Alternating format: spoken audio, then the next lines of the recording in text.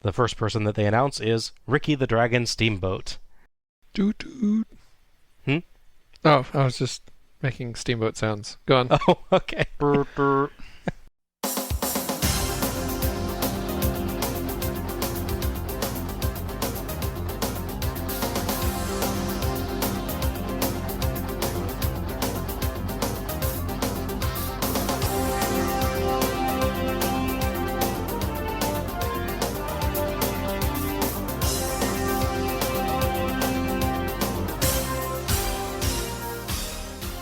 Hello everyone, and welcome to Let's Go to the Ring, where we take a look at the good old days and not so good old days of World Championship Wrestling series by series.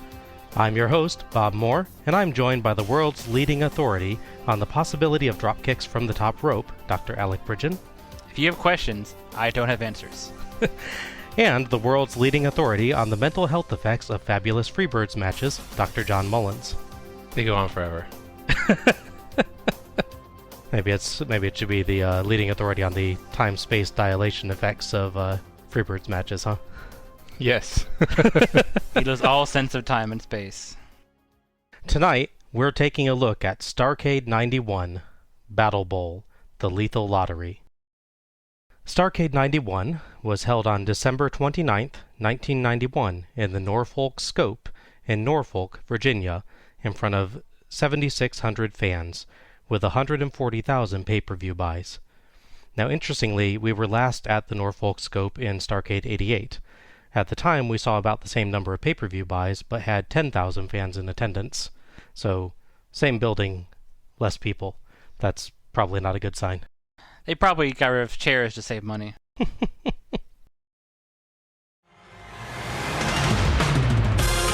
Tonight, 40 of the top WCW wrestlers will be picked at random to wrestle in a unique tag team format. Then the winners advance to the Battlebowl, where only one man stands as the winner in Starrcade 91, the Lethal Lottery.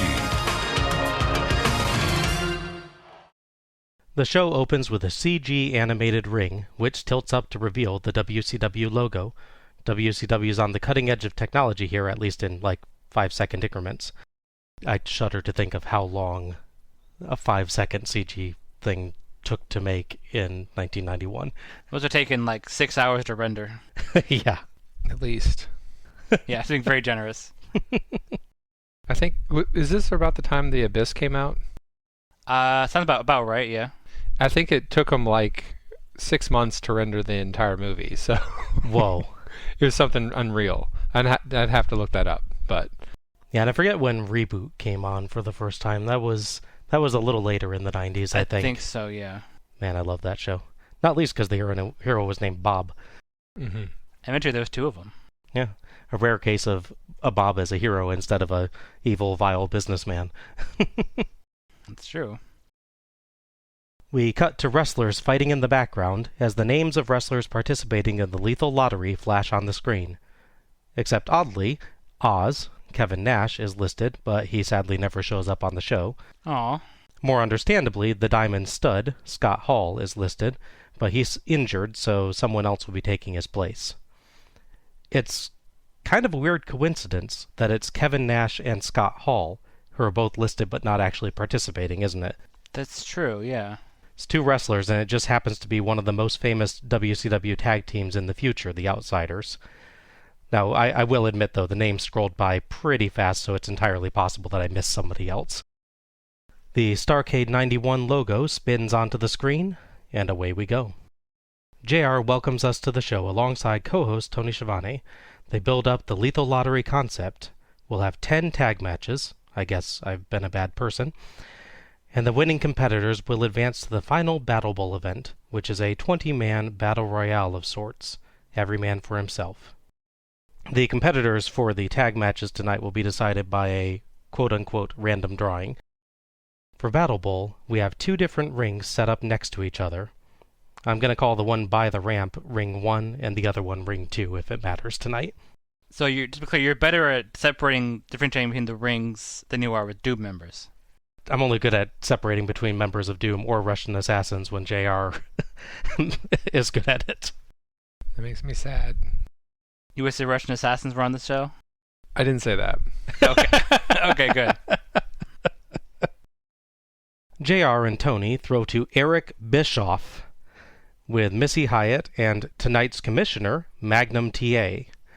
Eric will be a very, very big name in WCW in time, and we'll see a lot of him in the future. Eric, in his best sleazy used car salesman voice, tells us that they'll be drawing the names for the randomized tag teams.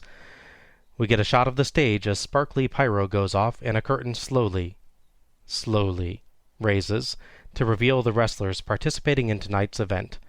It's kind of a cool display with them all lined up on platforms in front of the WCW logo.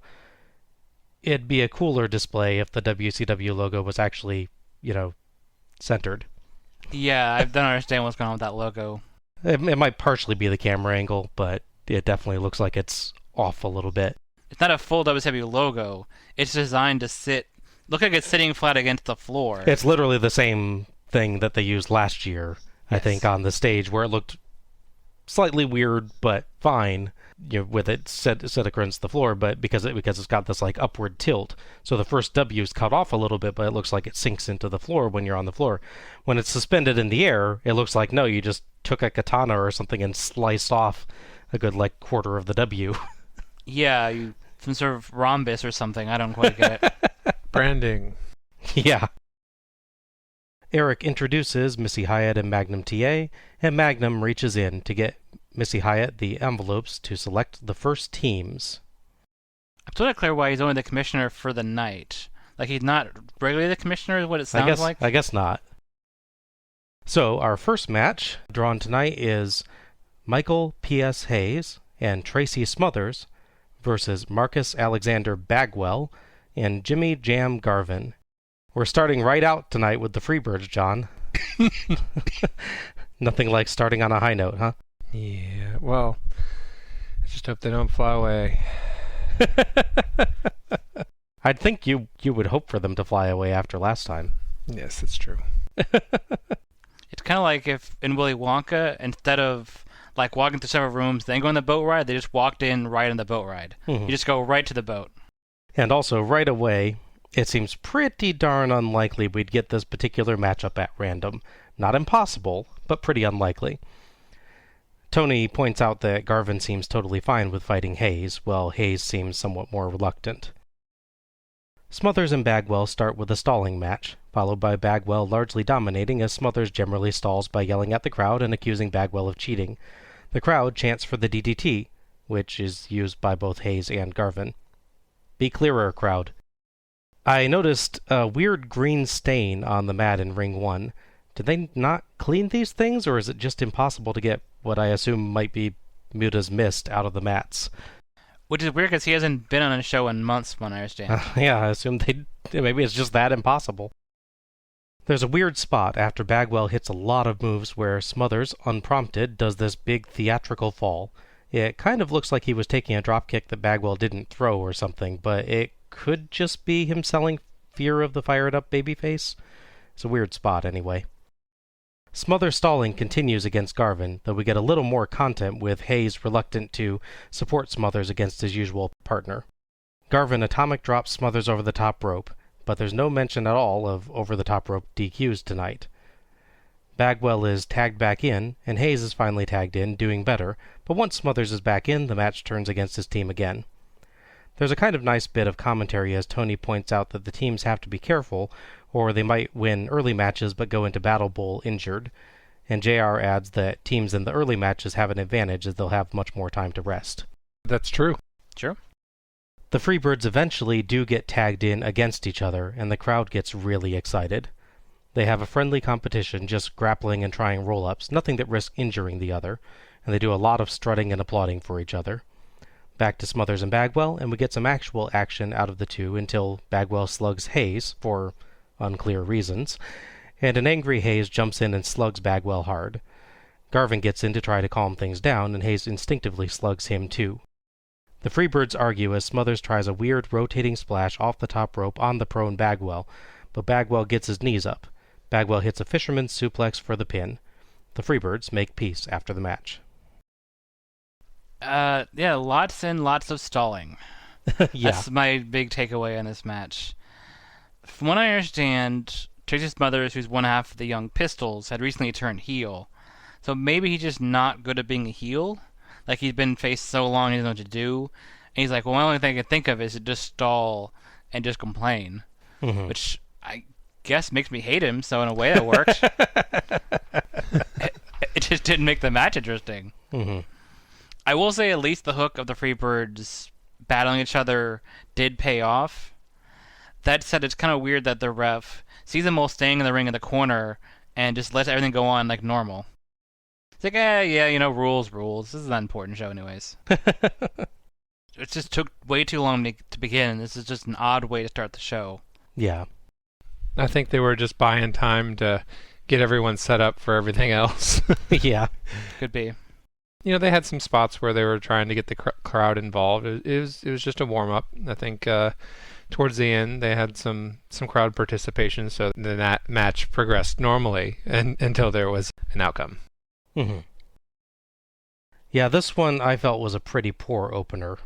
And I'm attributing that mostly to Tracy Smothers, who spent the majority of the match doing little more than stalling. Mm-hmm. Hayes, Garvin, and Bagwell all did their parts, but Smothers just kept slowing things down for me. I did enjoy the Freebird versus Freebird segment, though. The Freebirds did a nice job of competing with each other, but in exactly the way you'd expect to see tag team partners who didn't want to hurt each other compete. So they don't do impact moves, they don't do strikes. They just use, arm drags or lever each other over for pins. I enjoyed the sort of mutual admiration society they had going on, too. It was pretty funny. Mm-hmm. It just took this far too long to get to an acceptable level for an opener. I have big compliments for the Freebirds here, honestly. Their personalities lifted this up a lot and stopped it from being a total waste. But, poor match. If this was like later match in the show where it's just 4 singles wrestlers that have no connection to each other at all and go, okay, maybe they know how to do a tag match, at least with each other. But at this point, 3 of the 4 people are really long-term regular tag team. Mm-hmm. And Bagwell at this point is basically that's all he does. Because he's really new to the industry, so they put him in tag matches. Obviously, there's a lot of stuff to sort of made up in this confusing way this whole show is built with random tag partners, but I just thought the Coward people involved would handle it better than they actually did. Yeah. That's all. Yeah. Tracy Smothers is, at this point, is part of the Young Pistols, who are the current U.S. Tag Team Champions. Which doesn't matter in the show because literally no titles are on the line in any way, shape, or form. Their career sadly ends in WCW in the lovely month of January. Of course. As nearly everything bad seems to happen. Mm-hmm. Basically, in a 2-week span, they appear on the Clash Champions, which we're not going to cover, to lose their titles and then do one more show and they're gone. Okay. After that thrilling opener, Tony and JR talk up how unique it was to see the Freebirds fight each other, and throw back to Eric for the next drawing. This time we get shots of the 2 locker rooms the faces and heels are now in to see the reactions to the name draws, which is kind of a nice touch. Yeah. Gives a little bit more of that sports feel again. I always like when they do that. Our second match is Stunning Steve Austin and Ravishing Rick Rude of the Dangerous Alliance. Great name. Oh, yeah. Accompanied by Paul E. Dangerously versus Heavy Metal Van Hammer and Big Josh. Yeah. That is a 90s name. Oh, yeah. That is a 90s name. Van Hammer is not a family name? Probably not. That'd be Von Hammer. Yeah, if this was the late 80s, he'd be Eric Von Hammer. Yeah. Now it's the 90s, he's Van Hammer. Yep. Yeah, so in our first match, we had a tag team just happening to be drawn against each other, and in our second match, we have teammates just happening to be drawn together. Yeah, I'm kind of starting to doubt the randomness of these draws. Rick Rude kisses the camera on the way down, and I am crushed that he doesn't have his old film noir music. Mm-hmm. I think we all love that theme, or needed to shower after it. It's memorable, I'll give him that. Yes. Yeah, I wish he'd used that for the rest of his career. I don't know why he doesn't.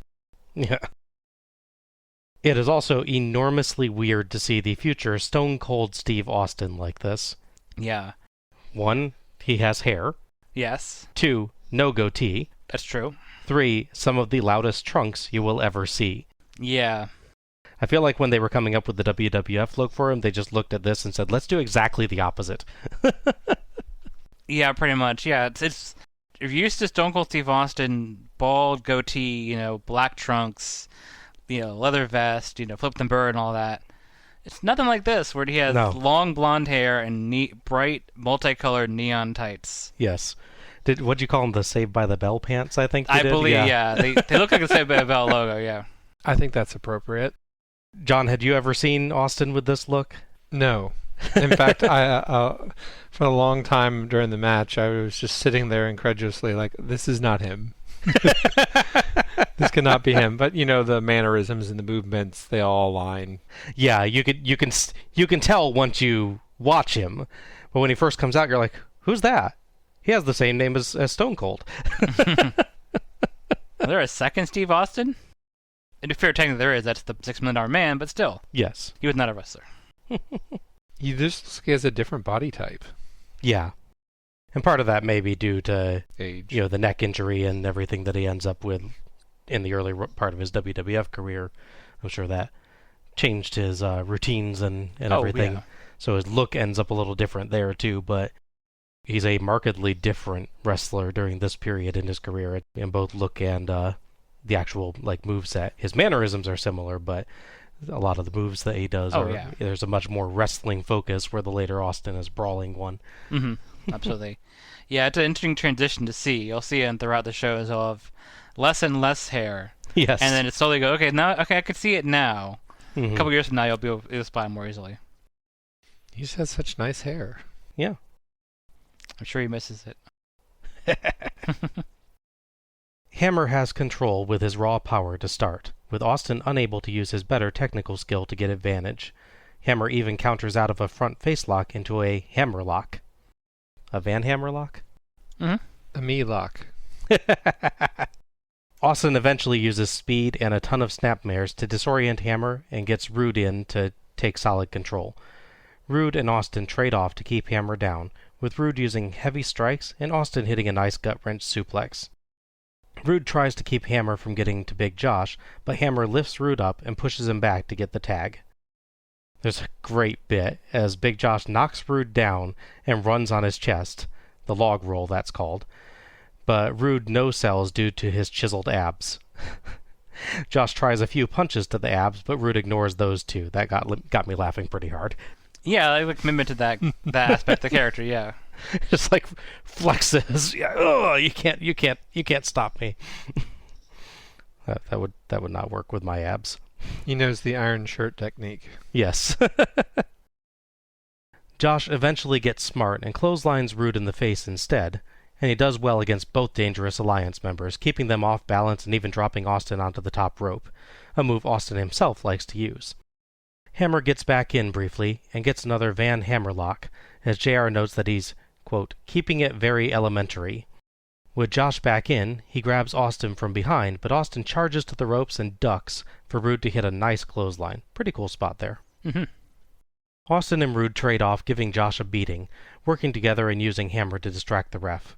They even fake a tag with Rude just theatrically clapping his hands behind the ref's back. Josh eventually catches Austin on a leapfrog and slams him, but makes the mistake of trying an elbow drop before tagging, and Austin dodges.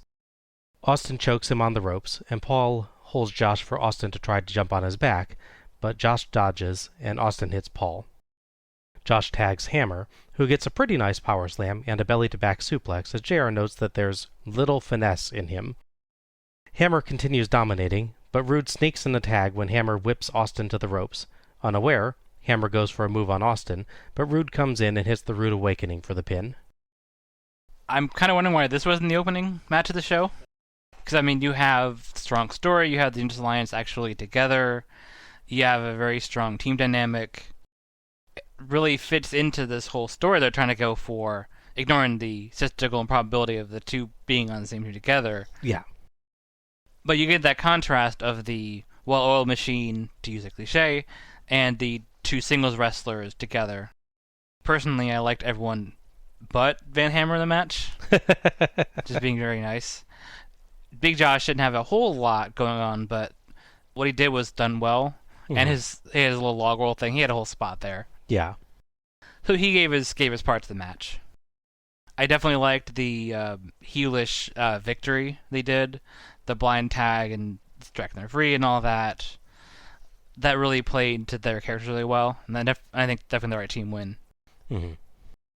I was glad that, out of pure randomness, those two were there. I enjoyed seeing Rude again and the Proto Stone Cold, and I'm really glad that the match ended the way it did. I thought the hidden tag was perfectly executed. Mm-hmm. Oh yeah, Rude's finisher, Rude Awakening, was probably the best I've seen him perform it. So it was a nice finish to a match that really should have been first, and I agree with you there.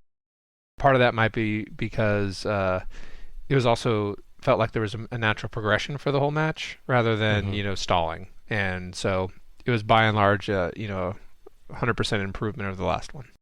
Yeah. It's a pretty simple match overall, with several moves that get repeated.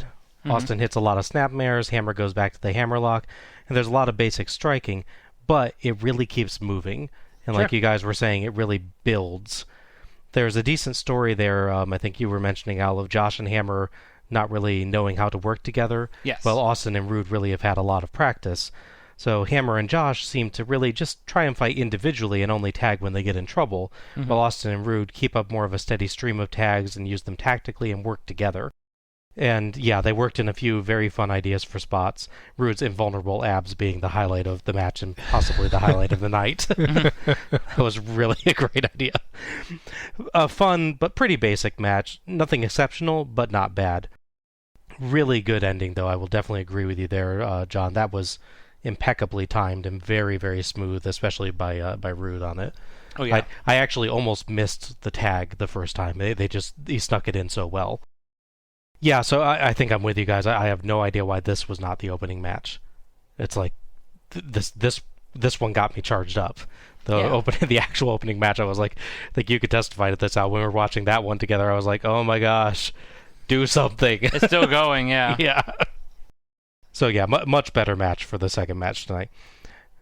Did either of you feel like Tony and JR were really disingenuous when they were complimenting Hammer, though? Oh yeah, extremely. There's something about their tone. It's like, particularly that first hammerlock, Tony's like, oh, great move. But it's in exactly that kind of tone where there's a silent, I honestly didn't think you knew how to do that to it. It's like the kid's first drawing, you're like, oh, that's amazing. Yeah, basically. Not that you would know anything about that, I'm sure. No, I wouldn't. No, absolutely. 100% genuine at all times. Maybe I didn't pick up on it that much, but, I'm sure it was like that. Every now and then I'm like, I don't think you believe that. JR, you see his history, he has a repeated use of certain expressions. Like if someone does a suplex, but they sort of fall to the side or do something wrong, he'll be like, it's like a modified suplex. Yes. Or a form of a suplex. So he has ways to sort of soften the blow on that a little bit. Yeah. I mean, I guess that's a good way of just saying, like, oh, maybe they're trying stuff new, trying new stuff, even if it's sarcastic. Yeah. What's interesting with this match is that we obviously had Rick Rude one time before, but we got him like a year and a half, maybe 2 years into his career. Yes. Oddly, as part of the group, though. This is a much better group, for sure. And obviously with much, in my opinion, personally, made much better people to work with. So the very first show with him and Wad McDaniel, we get fairly untested but natural heel. Rick was just always a natural heel. You can see it in that match. Oh, yeah, yeah. But little he gets to shine in that match, you can really see that. And then we have him left there and, wrestled Hogan, wrestled Warrior, wrestled all these people, really tested himself, and now he's back as the fully formed Rick Rude that we expect. Yeah, this is the polished Rick Rude. Exactly. We saw the potential last time. Now we're saying, oh yeah, this is what he's capable of, and yeah, he's really good. Absolutely. There's a several year gap, and suddenly he reappeared, and you're like, wow, he is a lot better, and he's got everything down. Yep. So, if you caught this before, but you actually have seen Big Josh before. Big Josh was previously wrestling as one half of the South African team. Ah, right. He was the guy that wasn't in Rock. He was the guy that didn't crack his head against the floor. Correct. But yeah, the slightly bearded but not fully bearded guy in the South African team is now the fully bearded Big Josh. Okay. Who will still, as I mentioned before, will go on to become a clown. Yes. So it's South African general to log rolling, Lumberjack. Yeah, lumberjack, thank you, to clown. Okay. There's definitely a 4-step somewhere in there we're supposed to get. I don't know. That's a career progression there. Yeah. It's versatility. Yeah. JR points out that the Dangerous Alliance now have 2 men in Battlebowl, and there's 3 more Dangerous Alliance members in the tournament: Bobby Eaton, Arn Anderson, and Larry Zbyszko. He hopes for some of them having to face each other. Tony hopes that it's Zbyszko versus Anderson because they've been a great tag team, and that would be an interesting fight. Meanwhile, we see a sign in the crowd that says, quote, "Gobble gobble, torch turkey." I have no idea what that means. Yeah, I'm very perplexed by that as well, because we are past the point where this is taking place around Thanksgiving. Yeah. This is 4 days after This is Christmas. clearly not a Thanksgiving reference. Yeah. I don't think we're on an Olympic year. I feel like those are evens. So, I don't know. Maybe it's someone that isn't one of the magazines the Pro Wrestling Torch. Maybe he really doesn't like the Torch. I don't know. It's one of those weird signs. That's not quite up to the level of strangeness of the Sting and Luger cow hips, but Cow whips. Cow whips, cow hips, co-whips. I'm still not sure. Cow whips don't lie. Also, a guy in the crowd brings up a sign requesting that Medusa come to room 269 in the Holiday Inn. The key is under the mat. Wow. Just wow. Fortunately, a security guard rather quickly runs him off. Yeah, this fan interaction is not always a good thing on shows. Yeah. Our third match is The Natural, Dustin Rhodes, and Richard Morton versus The Cruncher, Larry Zbyszko, accompanied by Medusa, and Elegante. Dustin Rhodes, son of Dusty Rhodes, was clearly hoping that his buddy Ricky Steamboat would be his partner. I mean, wouldn't you? Yeah, definitely. Even now, I'd wish for that. Dustin Rhodes and Ricky Steamboat are now the current WWE World Tag Team Champions, having bested Larry Zbyszko and Arn Anderson. So there is that dynamic in there. Dang, I'd like to see that match. Yeah, I think that's a clash. We might not get it, but we'll find it somewhere, Yeah. I'm sure.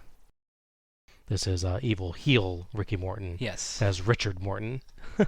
Yeah, apparently if you go by your full name, that's how you tell people you're evil. If you're Terry, it's really informal, but Terrence, Terrence, that's a bad dude. Stay away from Terrence. If I come on the show and call myself Robert Moore, I've clearly turned heel. Absolutely. Yeah. And of course, Zbyszko, as mentioned earlier, is a member of the Dangerous Alliance. So this match determines whether they have a third Dangerous Alliance member in the ring for Battlebowl tonight.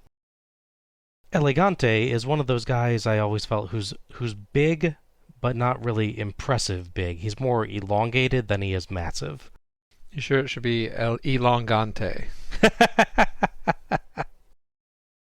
Yeah, there's certain people. Yeah, I mean, like Manu Bowl, was 7'4" or 5", whatever he was, but he wasn't built like Shaquille O'Neal, who we'd seen a few years from this show, or like an Andre the Giant situation. But he's tall, but it just, as far as blocking like doorways, he's great at that. But I mean, yeah, I'm not nearly as intimidated by him as I would be other people.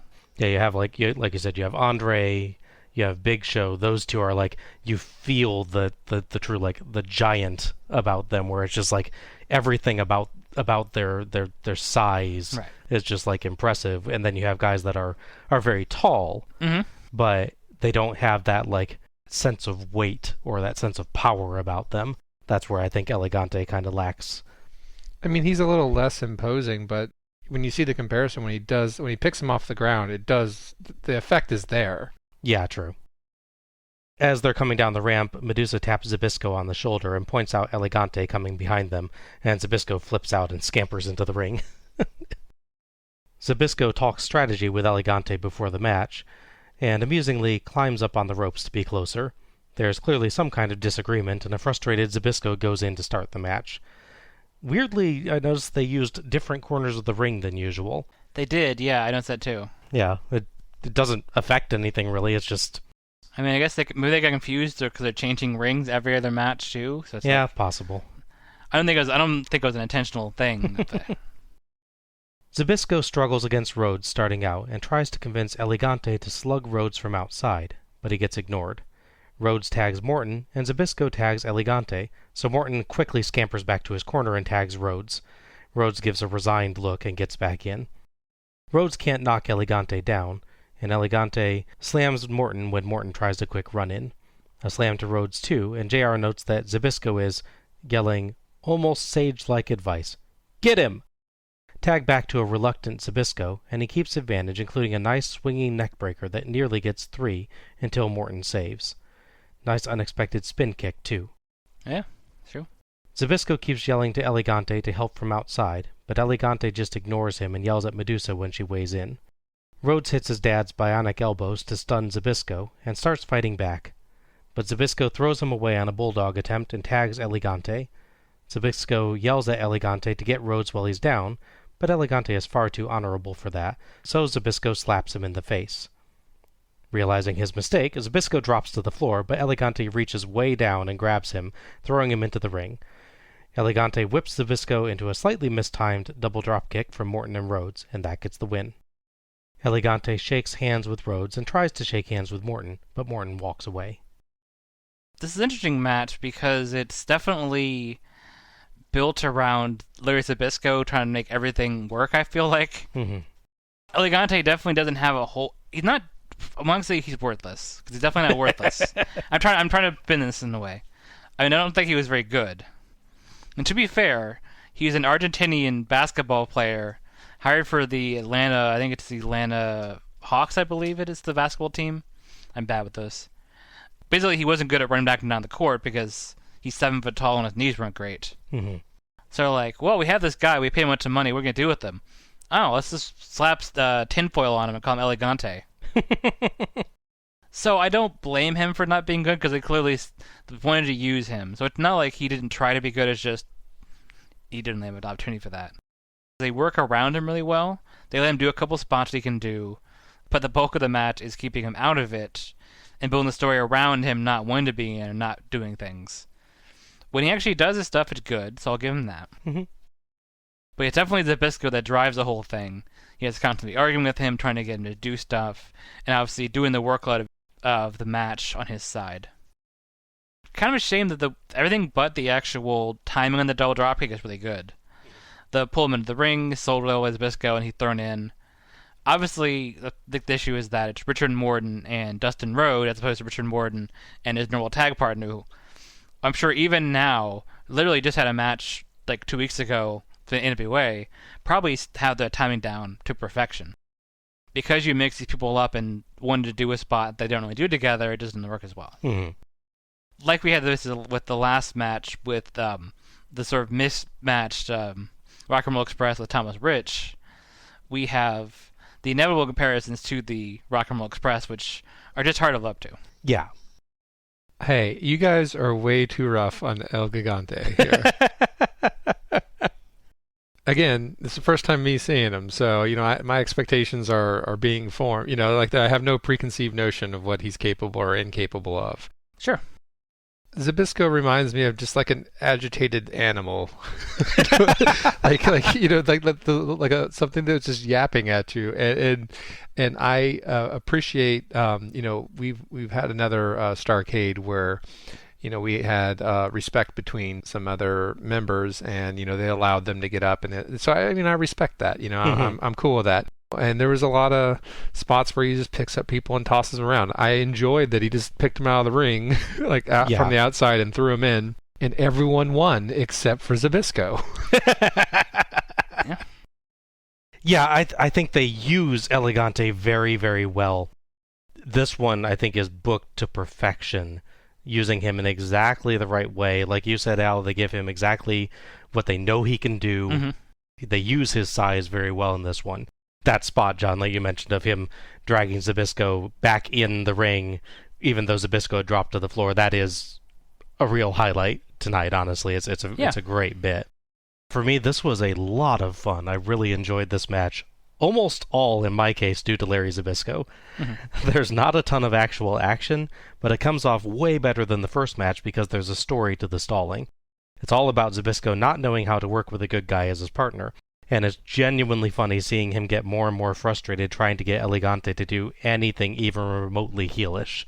It doesn't come off as strong as it might, due in part to Elegante not really emoting that much, in part to the announcers sometimes passing it off questionably, as Elegante not understanding due to poor English skills. The story might have come off stronger if they sold it as him just entirely refusing.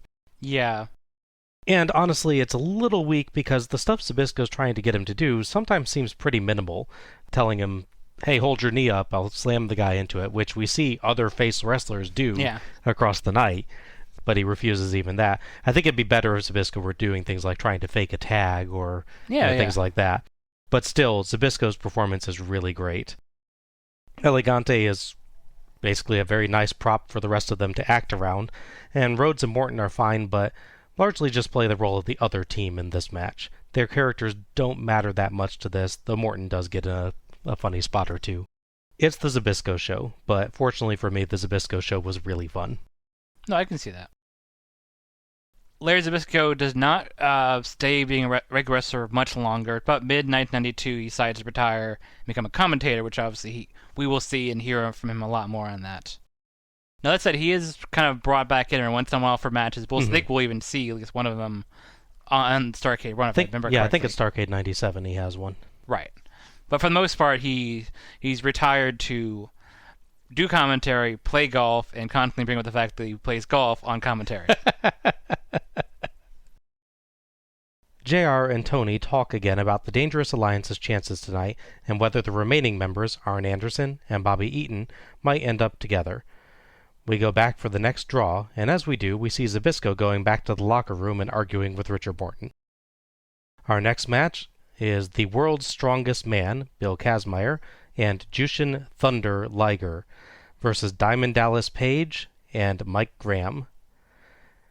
We last saw Mike Graham competing with Jesse Barr for the Florida Heavyweight title back at Starrcade 84. He had a very nice mustache at the time, as I recall. I believe that's correct, yes. By this point, I understand that he's more commonly working as a road agent and a trainer. I'm guessing that's probably why he's in the match here, since we have a relatively new performer in Bill Kazmaier and a very, very new one in Diamond Dallas Page. Right. Diamond Dallas Page, who will become one of the biggest stars of WCW later on, started out as a manager in 1988. Notably, back in 1990, before coming to WCW, he was at WrestleMania 6 to bring tag team Rhythm and Blues to the ring in his own pink Cadillac. In 1991, the year of this show, he came to WCW as a manager, but, on the advice of Magnum TA, he became a wrestler as well. Note, however, that his first match was actually in 1989 during his run as an announcer in Florida Championship Wrestling against Dick Slater. Still, he's 35 years old here and still a rookie, getting in quite a bit later than others. Jushin Thunder Liger is currently, at this point in the show, the WCW Light Heavyweight Champion. He won at a house show on Christmas Day. Oh. So yeah, it's Christmas gift for you, but you also made someone else lose their title, so kind of mixed blessing on that. Jushin Thunder Liger looks absolutely awesome. Oh, yeah. Yes. Yes. It's an outfit like nothing else that we've ever seen on the show. It's like something right out of one of Japan's transforming hero shows. He is, in fact, a Kamen Rider, yes. Yeah. As it turns out, there's a reason for that, because he was, in fact, based off of the main character of the anime series Jushin Liger, which ran from 1989 to 1990. He doesn't transform in this one or grow 30 feet tall, which is very disappointing. Sorry to spoil that for you. People are going to stop listening now. Thanks, John. Yeah. Oh, well, he might.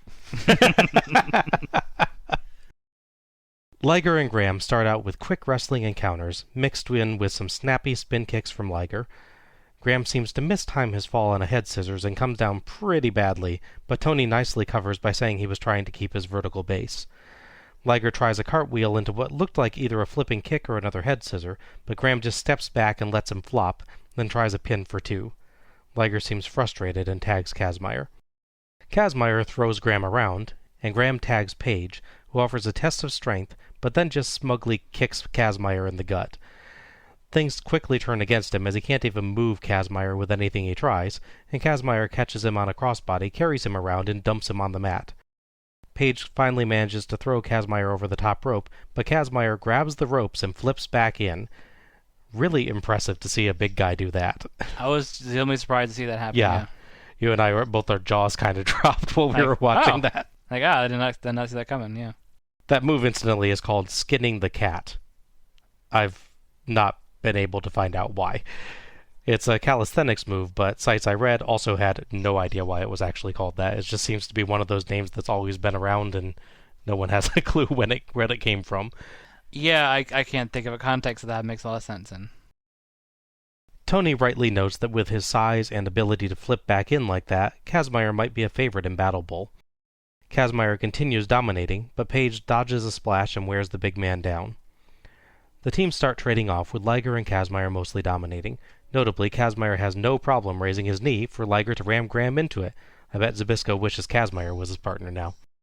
At one point, Page impressively hefts Kazmaier up, but Kazmaier falls on top for 2. Liger and Graham have fast counter sequences with both grappling and Liger's kicks, and Liger gets an amazing lifting surfboard submission move. They shake hands in respect after a series of pin attempts by both. Tony at one point notes that Liger may have the quickest kicks he's ever seen, quote, from a human. I wonder what else Tony has been watching kick things. Actual Ligers. There you go. Yeah, very quick. Graham falls out of the ring on a missed charge, and the camera nearly entirely misses Liger hitting a flipping dive out onto him. Back in via Liger suplex, and Liger gets a moonsault for 2 as Page saves Graham. Kazmaier comes in to beat up Page, and Kazmaier and Liger fling Page and Graham into each other. Kazmaier lifts Liger and flings him onto Page, and that gets the pin. I didn't ever see Page actually tagged in mine, so I'm pretty sure that Graham was actually still the legal man. Yeah, it's true. I'm pretty sure that's correct, yeah. I think Page actually just runs in and is totally in the ring for the rest of the match, so there's no point at which he could have actually tagged Graham. It's a mixed one for me. Actually, it was, honestly, hearing about it, I was worried it'd be really lopsided, because I love Liger as a really good performer, but I was worried that everyone else essentially would not be up to par. That's somewhat true in the sense that Graham definitely is not used to his style of offense, it seems. Mm-hmm. That, or maybe he hasn't done it in a long time. Maybe he wrestles people that size, but he doesn't do it regularly, so he's just out of practice with it. Regardless, it hurts Liger stuff a little bit when he, just the timing on the hitsers, as you noted, and other stuff like that. That said, Liger does still really impress me in here. Kazmaier surprised me a lot. That's getting the cat thing aside, because kind of like with other people like Gante, for instance, he doesn't do a whole lot, but he does he actually does really well, and he knows his character of being the big and movable guy who can throw people around really well. It's not exactly the most complicated thing in the world, but he does that. Mm-hmm. Likewise, DDP is in ring form just not quite up there yet, because obviously he's got a lot more years of practice and performance into it.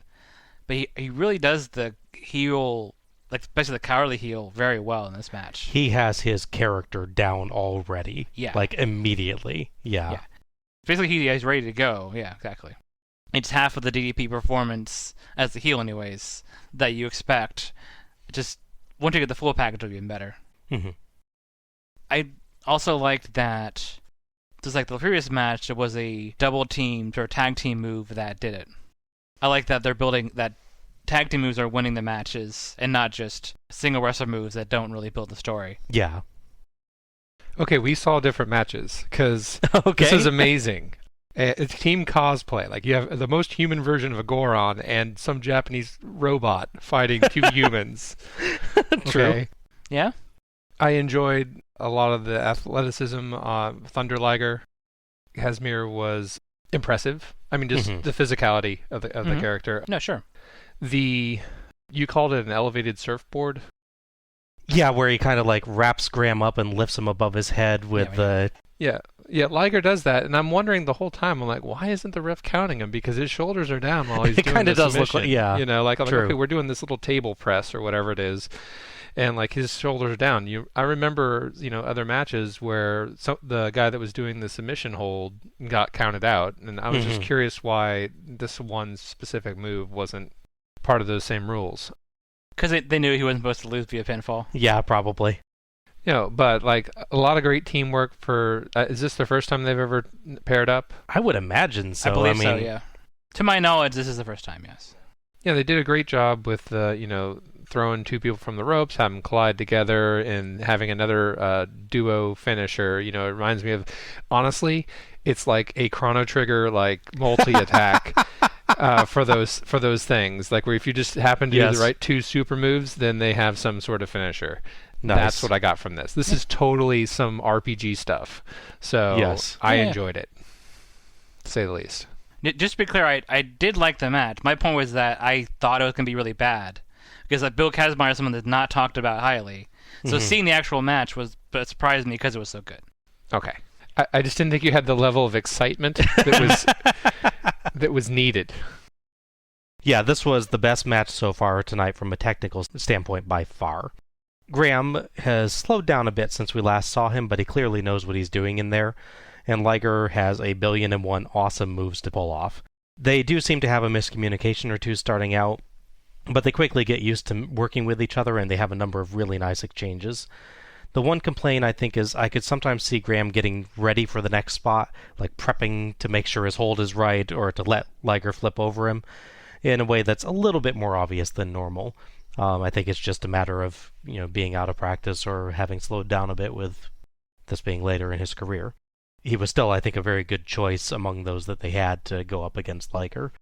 At Starrcade 84, I remember he had a lot of pretty good mat wrestling technique and everything during that match too. Kazmaier was used really well and looked really strong. I loved him just carrying people around as they tried to put holds on him, and he had some really good power moves. And that bit when DDP is first in there, where he's just like trying to even move him, and Kazmaier's just standing there, is great. DDP didn't look anywhere near as green as I thought he would. In part, like you were saying, Al, I think he just already has a really, really strong character. He's got great posture, too. It's the yoga. And it covers that he only really does some very basic moves during the match. He just has enough persona to kind of cover all of that. Even this early, he played a really good part in the match, and it's easy to see why he became a big star later on. So yeah, this was a very, very fun match. So as you noted, Graham was not a regular wrestler at this point, so he mostly was a trainer and a road agent. No, he did work in the power plant to help train a lot of people. Yeah. On the related note, DDP, basically he was told that they're going to be a wrestler, but they weren't really going to highlight him because they didn't think he had that sort of magic thing that they need to have. So for his part, he kept managing people. He formed his own stable in '92 with Scotty Flamingo and Vinny Vegas. Mm-hmm. Basically, every free time he had, he went to the power plant, or the equivalent of that at the time, and trained to be the best wrestler he could. DDP is a fascinating case to me. I think as we'll look through his career, that the guy's a story and dedication. I think absolutely that he starts out late and resolves to I'm gonna work and work and work and work and work until I get to a level that they want to use me reliably and on the upper tiers. And we will see him doing things in various ways over the years, and finally I think it's like mid '96 that we'll actually see DDP come into his own. But yeah, it's fascinating to me to see how good DDP is at his character right from the start. Double Dragon Page is pretty sweet. Except for he doesn't have a partner yet that's exactly like him. If he had only paired with Liger, yeah, he would have some sort of transformation. They have similar hair volume for sure. Yes, yes they do. Baseball has the World Series. Football has the Super Bowl. Professional wrestling has Super Brawl. World Championship Wrestling presents an event of such magnitude, it could only be called Super Brawl 2. Coming Saturday, February 29th, live, only on pay-per-view. Call your local cable operator for availability. We get a quick Super Brawl ad that notes that it's WCW's version of the Super Bowl or the World Series. It's nowhere near as awesome as last year's Wrestle War ad, unfortunately. No. Definitely not. It's interesting how they build Super Brawl up, though, that it definitely seems like an argument against WCW thinking of Starrcade as its biggest show at this point. They're selling Super Brawl like the biggest event of the year, not Starrcade. Meanwhile, Starrcade is getting a random bunch of tag matches with no particular storyline attached. Yeah. One thing I was thinking about, too, Super Brawl is the only series, to my knowledge, that is simply numbered. Right, yeah, all the other ones get like Starrcade 89, Starrcade 90, Super Brawl gets Super Brawl 1, 2, 3, yeah, which is how they do WrestleMania. Yes. It's really only until the very last one they sort of break that numbering trend. Yes, yeah, Revenge is apparently a number. Yeah. Well, that's after 11. I think they were going after something that was like, they clearly drew the line with Super Bowl, so they're going to have to use some sort of naming convention that uses the number. This is the second year that I want to see whatever they're advertising. They've got a bad habit of that with you, don't they, John? Mm-hmm. Well, either the commercials are too good or they just need to up what they're doing in Starrcade. Yeah, they need to stop advertising shows that look more interesting than what's going on in the middle of a show. I would like to see a very literal usage of the Super Bowl concept that they're saying, which is it's the Super Bowl and the World Series together. So like, people wearing full pad but batting, or people wearing full pads and charging towards the bases. Yeah. I want like a full combination of those two things together. Yeah, that sounds good. Oh, and it's going to be taking place on Leap Day 1992 as well. It's Lethal Leap Year. Yeah, there you go. All pins have to be done from the turnbuckle. What I would love to see, though, is if they're going to put these great ads in there, they need to have a match right after that ad that will determine some outcome in that Super Brawl.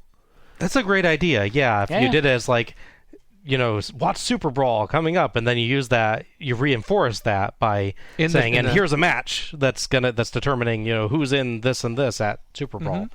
That's a terrific concept, yeah. See, John, if you had worked for WCW, they would still be around. They would not listen to me.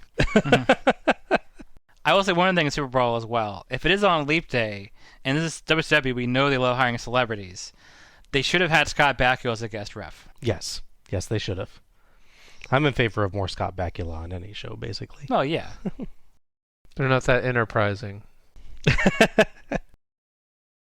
We get to our next draw. Eric looks way too excited on this one, honestly. Our next match is the Total Package, Lex Luger, with Harley Race, and Double A Arn Anderson versus Terrence Taylor and the Z-Man. As the drawing completes and we go to the entrance ramp, we hear someone, I'm thinking it was probably Missy Hyatt, saying, "I can run now, right?" Well, we know it's not the guest commissioner because he didn't get to talk the entire show. No. He's just a guest. He just sort of smiles and has a mustache. I think he says one word at one point, but not on the microphone.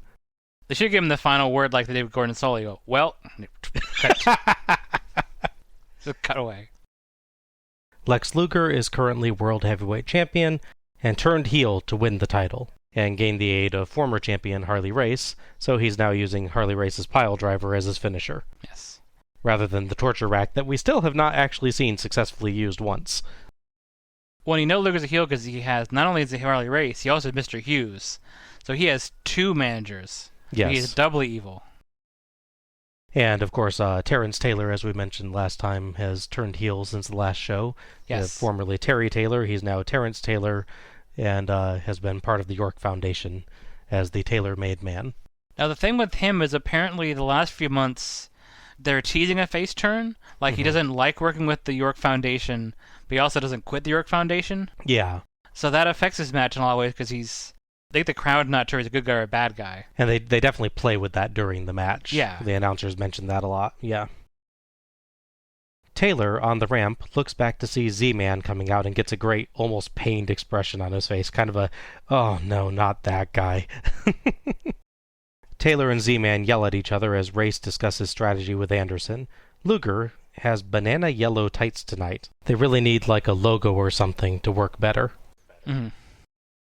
Anderson and Z-Man start off as Anderson just slugs Taylor right off the bat and rolls out of the ring on a Z-Man whip. Anderson congratulates himself, but Taylor taps him on the shoulder and slugs him in the face and rolls him back in. Z-Man and Taylor pinball him back and forth with punches. Luger saves and everyone brawls, with Anderson and Luger retreating. Tag to Luger, and Z-Man and Taylor trade off fighting well against the World Heavyweight Champion. Knocked out of the ring, Taylor comes back in with a sunset flip, and Luger repeatedly shuffles back and tries to punch free, only for Taylor to keep trying to bring him down. Luger makes it all the way across the ring, shuffling backwards slowly, and finally falls but tags Anderson. Pretty hilarious spot there. Yeah, he learned how to stay upright to avoid a sunset flip by teaming with Anderson. Yes. He is the master of that. Yes. The famous Aloha Arn spot. Wave your arms to keep your body straight upright. Mm-hmm. Tony says that Taylor's refusal to give up was like a bone in his cap. JR asks if Tony means a feather, but Tony says no, a bone, as in bonehead. Kind of reaching a bit for that one, but I'll give it to him. Yeah, all I can think of with that description is the cliche caveman, like the caveman wife with the bone through her hair. Which is not the comparison I think you're going for.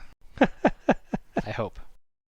Anderson gets in some hits, but Taylor and Z-Man trade off to take control again and get a few pin attempts with surprisingly good teamwork, until Harley Race trips Z-Man, and Anderson hits a nice DDT for 2 as Taylor saves. Anderson and Luger wear Z-Man down, including a massive screaming suplex by Luger, and some classic Anderson tag work to prevent Z-Man from getting away even if he gets a hit in. Anderson eventually gets kicked in the face trying a second rope move. Tony says we don't often see Arn try high-risk maneuvers, and that's probably why. Z-Man gets the tag to Taylor, and Taylor fights off both Anderson and Luger as JR and Tony note that he's fighting well without York, and he seems to have something to prove. Taylor even gets a gut-wrench powerbomb on Luger. It looked a bit worrisome, but they made it work. And that gets 2. Anderson and Luger stun him, and get a bit muddled trying a double suplex. But Z-Man saves. Ref Nick Patrick is distracted getting Z-Man to leave, and misses a Taylor roll-up. I'm sure it's not his mistake on his part, to be fair. Oh, definitely, yeah. I mean, it's Nick Patrick. He's a referee you can trust. Yeah, he's the perfect ref. Absolutely. Taylor tries for the 5-arm on Luger, but Anderson hits him from behind, and Luger nails the attitude adjustment piledriver for the win. Ba-ba-da-ba. Oh, I seriously wonder if anyone, like, when they were naming Cena's move, knew that was Luger's old move. Is he secretly a Lex Luger fan, you think? I could see that. He's very loud in the ring, apparently. Yes, so that makes sense. That's true. My main note for the match is Luger makes everyone look good. I mean, the story of the match is that Luger has to be both strong and vulnerable. He has to be strong as a world champion, but also he has to make it believable that Terrence Taylor and Z-Man are able to knock him around and that he really needs to escape. It's a tricky balance to play, being both strong and weak as a heel. And a lot of people try and they do not get it well. Mm-hmm. The match itself was fine. My only issue is I go back to the issue with Terrence Taylor again, which is that I don't think his character works super great, especially at this point his character's kind of muddled. So I don't know, I didn't find myself as invested as I think I needed to be for this match. It's the kind of thing with Z-Man. Zink was a good wrestler, but he was never a great wrestler, and he was never a great character guy. Mm-hmm. He falls in that middle ground where you're like, you're fine, but adequate. Mm-hmm. So when he's with somebody that's really good, like I'm sure him and Arn is probably really good, like just in singles matches, but he needs that balance. I don't think like Luger, I don't think he quite gets enough of that in this match. So match is just not as good as I'd hoped it would be, given the caliber on one side of the ring, because of the issues, talent aside, on the other side. Okay, where to start? It's good to see Arn. Luger, you're right. I think he does play a critical role in this match, where he is, running all over Z-Man, or he's begging for a tag. He sets up all the transitions for all the tags, just about. I think. Mm-hmm. Z-Man has some miraculous moves occasionally. like I don't think they should. The outcomes don't match the effort he's putting in. I'm not trying to talk. Okay. I'm not trying to downsell him, but he wins the night for Luger selling Luger. There's one punch where he like hits him in the face, and he turns towards the camera, and his face is all contorted, and he's going. And I was like, okay, at least he's teaching him. It was an okay match. Didn't have any robots or Gorons in it. I still enjoyed it, and I think Luger really kind of made the match work. Wow, yeah, you guys are reacting to this one quite a bit differently than I am. I think it may just be my unending love for Arn Anderson, but this was a good one for me. Anderson and Luger did a pretty good approximation of the old Anderson tag work. It's not quite as smooth as normal, but it was still good. Arn seems to work in smoothly as a team with just about anybody. He knows tag wrestling really well, so he can just plan out or do interesting spots with it with whatever partner he wants. And his tag matches just make sense overall. Z-Man and Taylor provided good athletic foils. Like you said, their character isn't really strong, but they both are more than capable of good moves in the ring. And both teams gave this a pretty hard-fought feel. Taylor in particular looked really good, and he had a strong performance against the current world champion. If they wanted, I thought they could use this match to give Taylor a really good push. It didn't feel like this devalued Luger at all, though. He got to look powerful, even hurling Taylor off of him on a pin at one point, and his massive screaming suplex was hilarious. Mm-hmm. There's a few awkward spots here and there, but this was a solid and very enjoyable match for me. Tony calls this the best match that they've seen tonight, and I really don't disagree. Yeah, like I said, I don't doubt the quality of the match. I'm not trying to downplay that. Just I didn't connect as much to the story as far as the Taylor and Z-Man side of it, so I didn't get as invested as I'd like to be. That's all. Yeah, I do recognize Arn as doing a good performance. There was some of the spots where like he got the wind knocked out of him, and he just pulled himself along the ropes, because his arms working, I guess, and his legs weren't, and he was able to do a tag, So I guess he didn't stand out to me as much because he was just a smart wrestler, and everyone else I'm just paying more attention to because it's outside of their box. Actually, I think I thought of one reason why maybe I don't like this match as you do. Does he do the spine buster on this match? I don't believe so. No. That's why. That's an extra point right there because it always looks amazing. Yes. So I highlighted the story they were pushing that Terrence Taylor was going to become a face and break away with New York Foundation's a solo run. That never happened. Aww.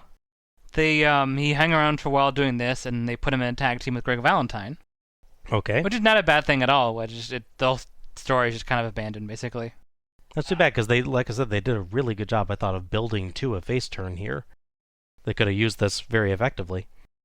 As far as Z-Man goes, between this and the previous show and this, we've basically seen the full apex of his career trajectory. Just not to be negative, but it's as far as actual results we have. Yeah. In the build-up to this show, the World Six-Man titles have been reestablished, and it's him and two other people. I forget who it is, Big Josh and Dustin Rhodes or something like that. I might be wrong exact number, but it's like November, so about a month before this show, they decide, we don't need these World Six-Man titles anymore, and just get rid of him. Aw. He didn't get any bigger than what we've seen before. JR and Tony go over the people that have qualified so far and talk about the potential of getting Rick versus Scott Steiner tonight.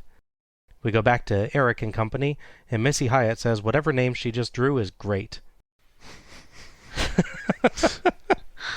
Eric, I think, says, I'm going to hold on to this one for a moment. It's just like it's a weird bit. Is it like a picture of the person? He just I don't know. Assuming that the first name I'm going to list is the one that they saw, I agree that it's great because the first person that they announce is Ricky the Dragon Steamboat. He'll be teaming with Todd Champion versus Cactus Jack and Sergeant Buddy Lee Parker. Parker starts to stand up before his name is called, actually. Well, there's only 16 other people it could have been. He's pretty sure it was going to be him. Yeah. Hey, they always stand at attention. That's true. Yeah, true. Abdullah the Butcher takes offense to not being Cactus Jack's partner, and he beats the ever-loving heck out of Parker in the locker room, ramming him into lockers and smashing him with chairs and a broom. Jack celebrates as he sees Abdullah coming down the ramp with some kind of feathered stick, but all the refs run down to tell Abdullah to go back to the locker room. He's not Cactus Jack's partner. He looks heartbroken, poor guy. One is my question. Cactus Jack, he heard who his partner was announced as, right? Yeah. Okay.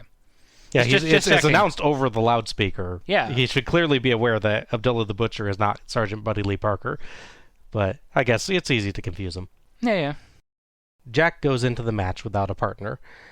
Poor Buddy Lee Parker is coming out on the ramp just as Abdullah is being sent back to the locker room, so Abdullah beats the heck out of him with his stick, knocks him off the ramp to the floor, and finally goes backstage, leaving the corpse of Parker lying.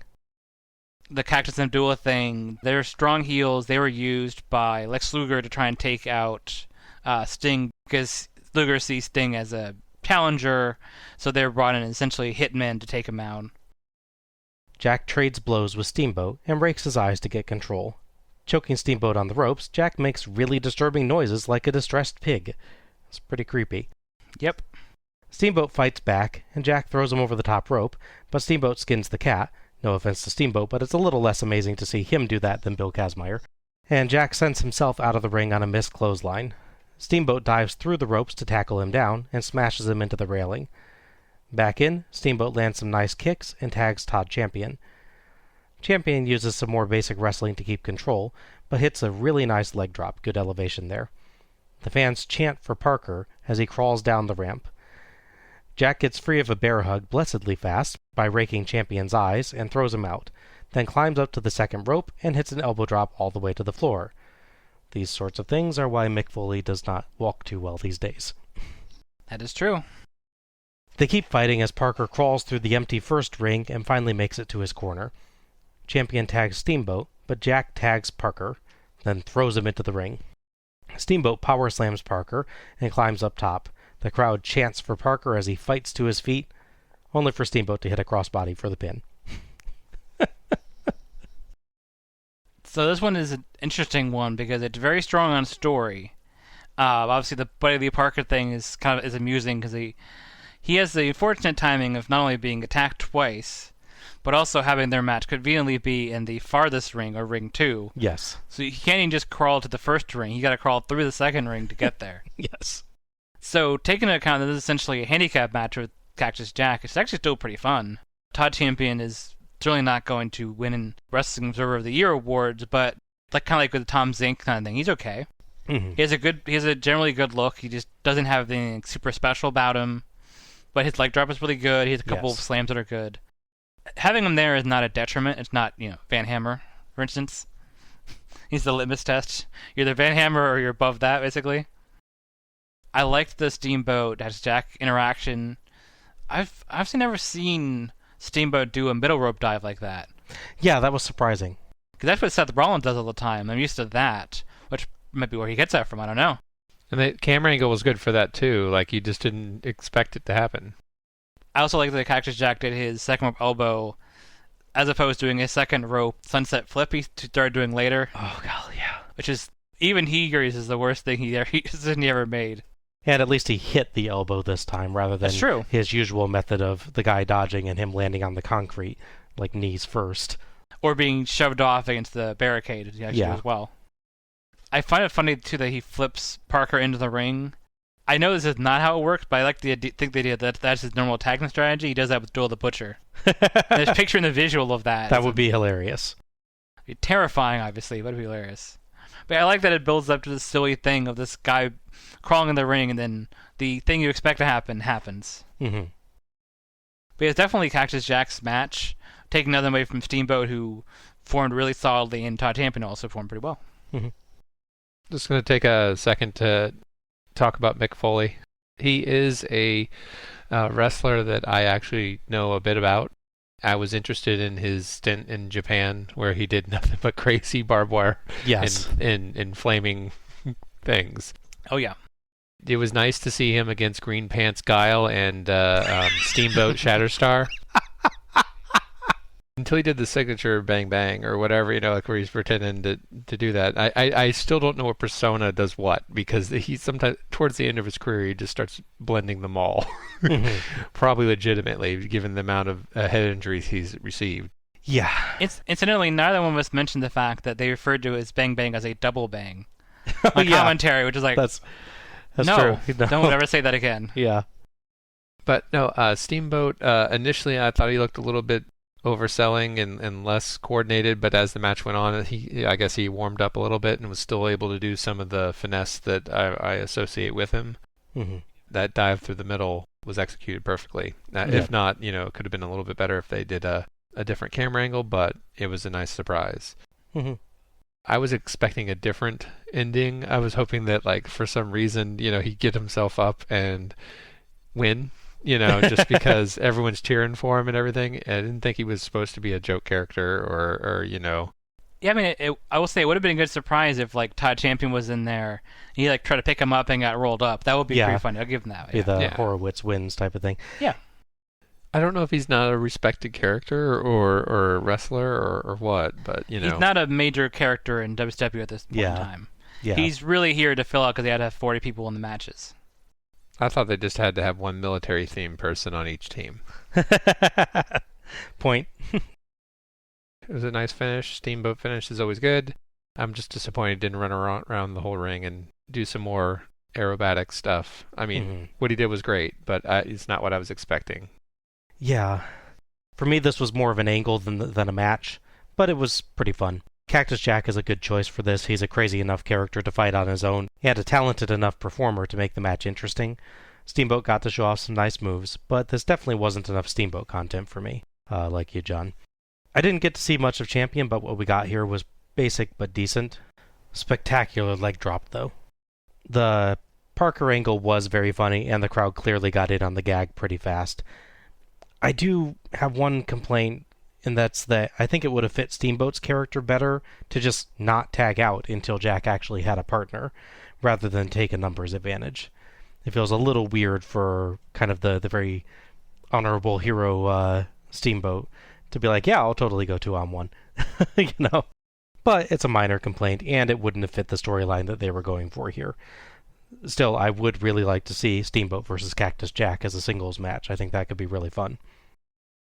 It didn't get as crazy as I thought it would. Yeah. But it was still good. We did get weird pig squealing, so there's that. Yeah, well, that's just it's like his calling card. He got his like that he had his tight with the cactus on the side of it, nice. Oh yeah. And obviously his leopard boots as well. Yeah. I did like the way he headbutted him at first. Yeah, I don't know if they actually hit hands or anything, but it's totally in character for Cactus Jack to be like, "Oh, you want to get in?" Yes. Yeah, I was like, buddy. See, I thought both of you would have liked the fact that someone tried doing a bear hug and they got very much punished for it by Cactus Jack. Yes. So you appreciate the repercussion for that move. Yeah. Yeah, I was happy that got canceled really, really fast. Yeah. I was all ready to be really angry at Todd Champion, and then it's like, oh, no, it's done. Okay, I'm good with it. Honestly, I didn't even make note of it because it was done real quick. It's when it takes the 2 minutes looking longingly into each other's eyes while yelling at each other. It's just not. It doesn't do it for me. Yeah. Obviously, Cactus Jack will do plenty more in WCW, and we'll see him for a couple more shows at least in this run. Buddy Parker was not a big star at this point. He basically is used as an enhancement talent or a jobber, whichever you prefer, in both WCW and All Japan Pro Wrestling. So you get to both sides of the world to constantly get beaten up by everybody else. His bigger contribution is later becoming one of the lead trainers at the power plant. So a lot of people that will be very big later on, such as Goldberg, will go through him. Okay. We go back to JR and Tony, and they note that Abdullah has prevented his buddy Jack from getting to Battlebowl, and then throw back to Eric and company. Our next match is Sting and Abdullah the Butcher versus Flyin' Brian Pillman and Beautiful Bobby Eaton. Abdullah looks inordinately happy as he basically prances towards the locker room door as his name is called. Cactus Jack comes back in, and he seems cool with everything. He didn't want him Battlebowl anyway. Yeah. Even he realizes there's no stakes in this show. So yeah. Yes, yeah. Obviously, as I mentioned before, Sting and Abdullah Butcher had some bad moments alongside Jack between them uses Hitman to take him out. And they played a part, anyways, in Sting losing his U.S. title to Rick Rude, and as part of the angle, again, that Luger is afraid of Sting and doesn't want to fight him. Sting, sadly, has no sparkly jacket tonight, but he does make up for it with awesome America face paint. Mm-hmm. Abdullah comes down the ramp and gives a big smile and waves at Sting, but he immediately uses his stick to beat the heck out of Sting. There's one guy in the crowd with a Sting is dead sign who's quite happy about that. Jerk. You really didn't like Dune, I guess. Pillman charges down and makes the save, and uses Abdullah's stick against him, but Eaton saves Abdullah. So Abdullah and Pillman brawl at ringside as Eaton gets Sting into the ring. Sting and Eaton go back and forth, but every time that Sting gets the upper hand, Abdullah interferes against his own partner, at one point even jabbing Sting with a pencil stolen from the announcers. Pillman attacks Abdullah whenever Sting needs help, and the announcers compliment him for prioritizing Sting's safety over going to Battlebowl. The camera totally misses Pillman managing to body slam Abdullah. They do at least catch his monster diving body press to Abdullah, though. Mm-hmm, yeah. Late in the match, Eaton tries to tag Pillman, but Pillman refuses. Eaton tags Abdullah instead, and Sting is clearly up for that fight, but ref Mike Atkins won't allow it. We get a scary spot as Sting flips Eaton out of an abdominal stretch into an attempted tombstone piledriver. But Eaton struggles, and Sting loses his balance and falls, nearly dropping Eaton right on his skull. Eaton is thankfully okay, but that looks scary. I think that it was supposed to be that Eaton would struggle long enough that Abdullah could get in there and stop the move, but either Abdullah was late or Sting couldn't hold on with Eaton squirming around. But yeah, it looks terrifying. It's weird because Abdullah is known for his lightning fast speed. You would have really expected to be quicker on that. Pillman fights with Abdullah again, but gets hustled out of the ring by Atkins, so Cactus Jack runs him with a stick. Abdullah holds Sting, but Sting escapes and Jack nails Abdullah. Sting dropkicks Jack, and Jack flees, while Sting climbs up top and lands a crossbody onto Eaton for the pin. The count looked pretty fast. Sting gets the heck out of the ring, sparing a grateful look for Pillman. Jack and Abdullah brawl at the side of the ramp as security guards try to break them up, and mostly just get beat up themselves. The end of a beautiful friendship. Yeah. So you're saying before, the previous match, that it was more of an angle than a match. For me, this is that match instead, I would say. Because I thought there was enough action in the last match to cover for that, whereas this was often a sort of start and stop thing because of Abdullah interfering or Pillman not wanting to team with his partner. So for me, that took away from the match to a lot of degree that even when they're sort of working together, there's a lot of fighting on the outside. And there's a lot of action they're getting, but it's just fighting before the actual match starts. Mm-hmm. It says something that this is only an all-right Sting performance. Yes. Because the bar for Sting is pretty high, so when it's not really, really good, like with, fortunately, the last Starrcade match with him and Flair with a really ill-fitting mask, it's notable to me when it's not that quality anymore. The whole thing was just kind of really weird booking. I get the idea is that they wanted extra tough odds for Sting, but I feel like they could have done like a straight match where it wasn't broken down so much, and the duel thing wasn't done so much. Because for me, it's hard to hold the match structure together because the way it's done. Yeah. It seems that I'm the only one that believes in the purely random nature of this lottery. I look at this match as sort of a continuation of the last one, because we have Abdullah and Cactus Jack in both of them, and obviously they don't know who's... they just know they want to be partners. Yes.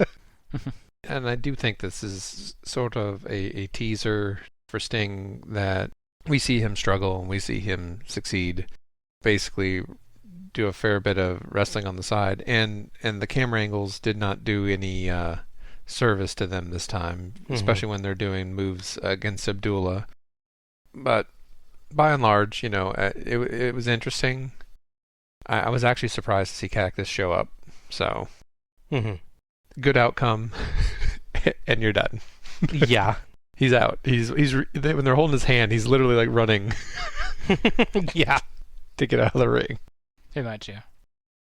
This was a really, really weird match. Like you were saying now, like the last one, this is much more of an angle than anything else.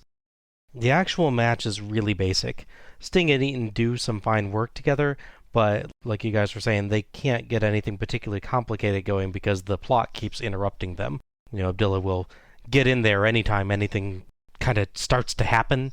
So the match just doesn't seem to build any kind of momentum. It was interesting as a story, and it was interesting as just a spectacle of this guy's own tag team partner keeps attacking him, but I did appreciate the focus on Pillman and what he was giving up by helping Sting. Sure. But it all fell a little bit flat in the end. This is a case where it would have helped if there was a promo. If Sting cut a promo afterwards thanking Pillman for his help or something like that. I just felt like it needed more resolution to the storyline that they were going for. As it is, I do think it gets across the chaos of the Lethal Lottery, but it would have been stronger if we hadn't had another match with that exact purpose. I would have liked them to pick either this match or the last match to do that, not both. I like the visual that Bull is like super happy and friendly as he's coming out for attacking Sting. It reminds me of that old viral video of the lady comes back to Africa after being gone for like 10 years or whatever it is, and the lion she raises the cub runs to meet her. But that one turns out good, just to be clear. Because it's like they haven't seen each other in 10 years, and then the lion ups and starts talking to her. So picturing that, but obviously taking a Abdullah-shaped violent turn at the end. But I don't know why that reminds me of that, but it does. Yeah, I think he did that part really well. I was actually fooled briefly when he's coming down there. I'm like, oh, he's just crazy and going to be friends with Sting. And then he's like, oh no, he's going to brutally assault him. Okay. I hope that Cactus Jack and Abdullah get over their differences. Pillman, well, I didn't get a whole lot to hear than Bison Abdullah mostly in camera shot, which was generally impressive. His focus is the light heavyweight division at this point. Having lost his title to Liger at a house show, he has a rematch coming at the next Super Brawl, which, as I recall, being a really good match.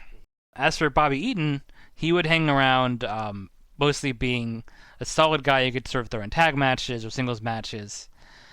But his run would end rather abruptly when he was fired by Bill Watts. Okay. A name we will start to hear many more times as we go on with these shows. Yes.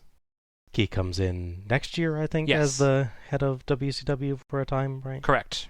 Early 92, he's brought in, restructuring and everything. Yes. Tony proposes that the next time we hold Battle Bowl, we have a mental health test to not let psychotic people in.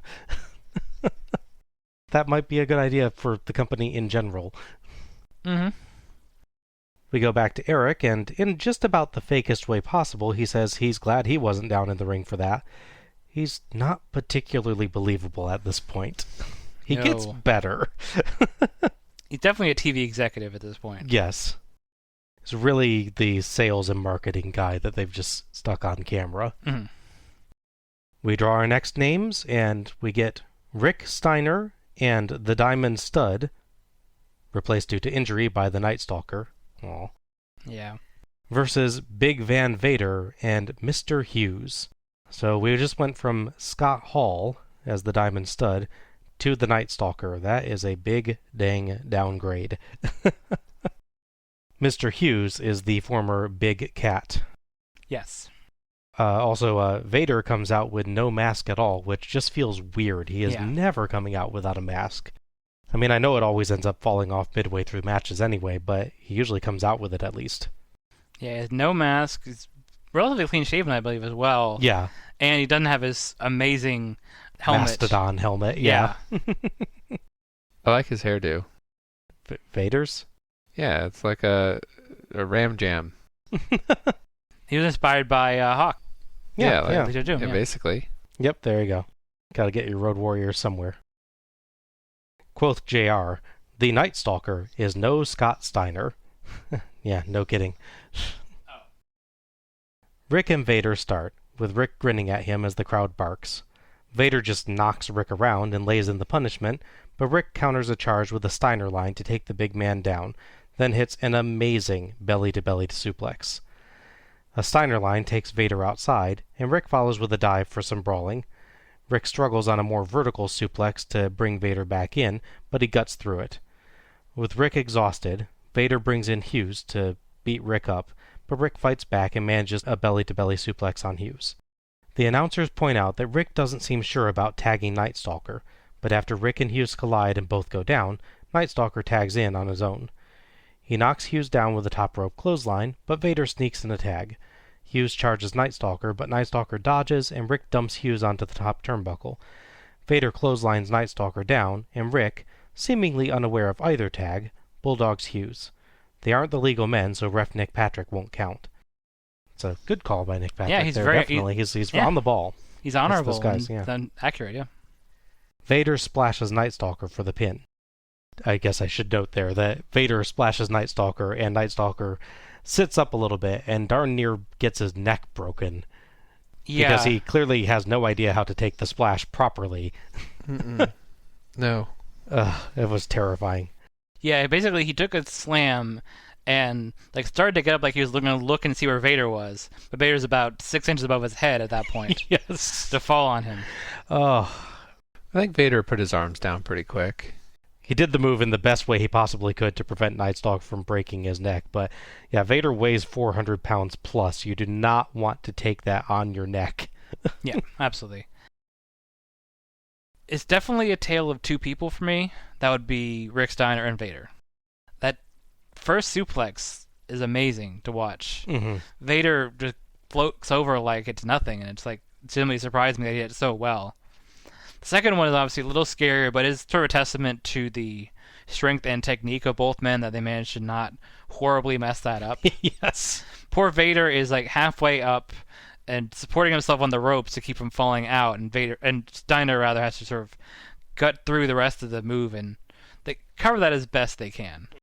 Yeah, with the second one, it's a vertical suplex he's going for. Yes. Which is a lot more lift over the head. With the first one, it's a belly to belly, so he can do it faster, and he doesn't have to do the full supporting the entire weight over my head at any point, really. It's a quicker cooperative version of that move. Yeah. Which is why it's easier to do. I definitely appreciated that they kept the Night Stalker out of the match until the end, because I was really worried that I'd be pulled away from seeing Vader or seeing Rick Steiner and him instead. There's still too much Mr. Hughes, even though it's not a lot of Mr. Hughes. A little Mr. Hughes goes too far for me. He was in arguably the worst match on the last show, and it was 80 seconds long? That says something about it. The two scary spots for the suplex and then the splash. I was worried they'd pull me out of it, but I liked enough of the match to sort of get around that. I'm glad that Vader got it through, because I really did want to see Vader do more. I'm glad to see that. I disagree. I don't mind Mr. Hughes. The only thing I'm remembering, I thought was funny, was one of the few times I chuckled while watching this. Was when they said he fell like a giant redwood. Yes. He does this nice little spin, and he just does a pirouette and then falls down, which I thought was funny. At least they're having fun with it. Steiner, even more than Vader. I enjoyed watching Steiner during this one. Obviously, those were the two big names here. Night Stalker, I don't know his background or anything. Night Stalker's little character is that he came out with an axe, which he didn't actually swing anybody like an axe. It's usually career ending. Yeah. He reminds me of El Gigante in some ways. Just he is a giant character. He's a little bit slow, lumbering, can get some things done. I didn't expect much from him, and frankly, I was just more interested in Steiner throwing people around. So, but I don't hate him. Yeah, well, this was Rick Steiner versus Vader. It was really good. Yes. Vader's big, heavy blows look amazingly real. I'm guessing because they probably mostly are. And Rick's ability to just fling a guy that huge around was absolutely incredible. Yeah, the one suplex looked a little dicey, but the rest of his moves this match were great. Rick versus Hughes was a little bit less fascinatingly brutal, but it was still fine. Hughes put on a pretty decent show tonight overall. No, yeah, it wasn't terrible. The ending was perhaps a bit overcomplicated. I'm not sure why we needed Rick to not realize that he and Hughes weren't legal as an added bit, but, it worked all right, I guess, aside from Night Stalker nearly getting his full neck broken. Night Stalker was barely present, but what I saw of him was not really promising. Overall, a really nice showcase for Rick, Steiner, and Vader, but really short. It does make you wonder how different it would have been with Diamond Stud in there instead. Would they have done the same outline, or would Stud have been involved more than Night Stalker? I would figure he'd probably be involved more than that. Yeah. But obviously, it's hard to say for sure. So in the upcoming months, there's a main story going on and a backstage story going on. The main story is that they're using Scott Steiner more in singles matches on Saturday night. They started the story where if you win 3 matches in a row on the Saturday night, you would win a purse of like $20,000 or something. It's a neat idea, honestly. Obviously, not that remembered. Someone backstage decided Scott Steiner is a more marketable person, so they constantly trying to pull them apart. The brothers did not agree, and when basically presented with that, they decided to leave. And generally, the man who decided they should be split was Bill Watts. See, I told you so. The Night Stalker, it's a.k.a. Brian Clark, would leave WCW and wrestle elsewhere. He returned to Kilburn, California, wrestle in WCW years later. It's a Richard Ramirez joke, which I can't believe that made it on the wrestling podcast, but there you go. I had to go for it's the only chance to use it. Yeah. Yeah. Would have gone for Kolchak, man. We have another wonderful commercial coming up, brought to you by Super Brawl 2. Yes, true. And we, again, I think all were kind of wishing that we were watching that show. 2. JR and Tony talk up that event. Then we go back to Eric and company. Our next match is Scott Steiner and Firebreaker Chip. I love that name. Versus Johnny B. Bad and Arachnaman. And oh man, do we ever have some things to discuss here. Oh yeah. Okay. So first up, Johnny B. Bad. This is one of those gimmicks that just really wasn't a good idea. Let's just get this out of the way, okay? I know that the idea here is that he's imitating a specific performer, in this case Little Richard, but this is still very much a white guy, Mark Marrow, effectively dressing up as a black guy. This goes on for multiple years, and it's kind of amazing that during that time nobody said, this probably isn't a good idea. There had to be something else they could have done with Mark Marrow. He's actually a pretty talented in-ring performer, but yeah. Yeah, no, the level of basically blackface they do does vary by show. Early on, it's way more than it is here. Yeah. It sort of evolves into slightly more tame than he would normally do. But yeah, the implication is still he's just like Little Richard, who is definitely not the same ethnicity he is. Yeah. So, not the best idea. I think I'm just going to leave it there. I never made the connection, but you should never portray such things. Yeah. I will say one other thing in Johnny B. Bad, which is that it's a pun on Johnny B. Good, which is not a song by Little Richard. Point. Now, Arachnaman. Where do you begin with Arachnaman?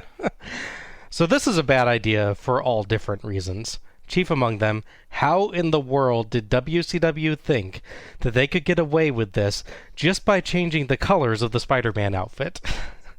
Yeah. Brad Armstrong was put under a mask earlier in 1991 as Fantasia.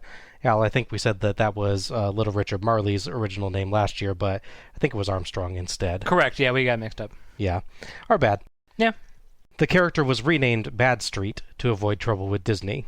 So given that they just had to change a character to avoid legal action by Disney, how weird is it that they immediately made another copyright infringing gimmick for the same guy? Yeah. Poor Brad Armstrong. It's like, wow. Mm-hmm. What I feel is often overlooked is this gimmick briefly before either one of those, which is where he's a friendly guy throwing out candy to children, called the Candyman, which clear was maybe for the Tony Todd horror movie. So he's actually just the Candyman from Willy Wonka, which again I feel like they must have been sued over. Yeah. This poor guy keeps getting stuck with this stuff. He still has at least one more. Yeah.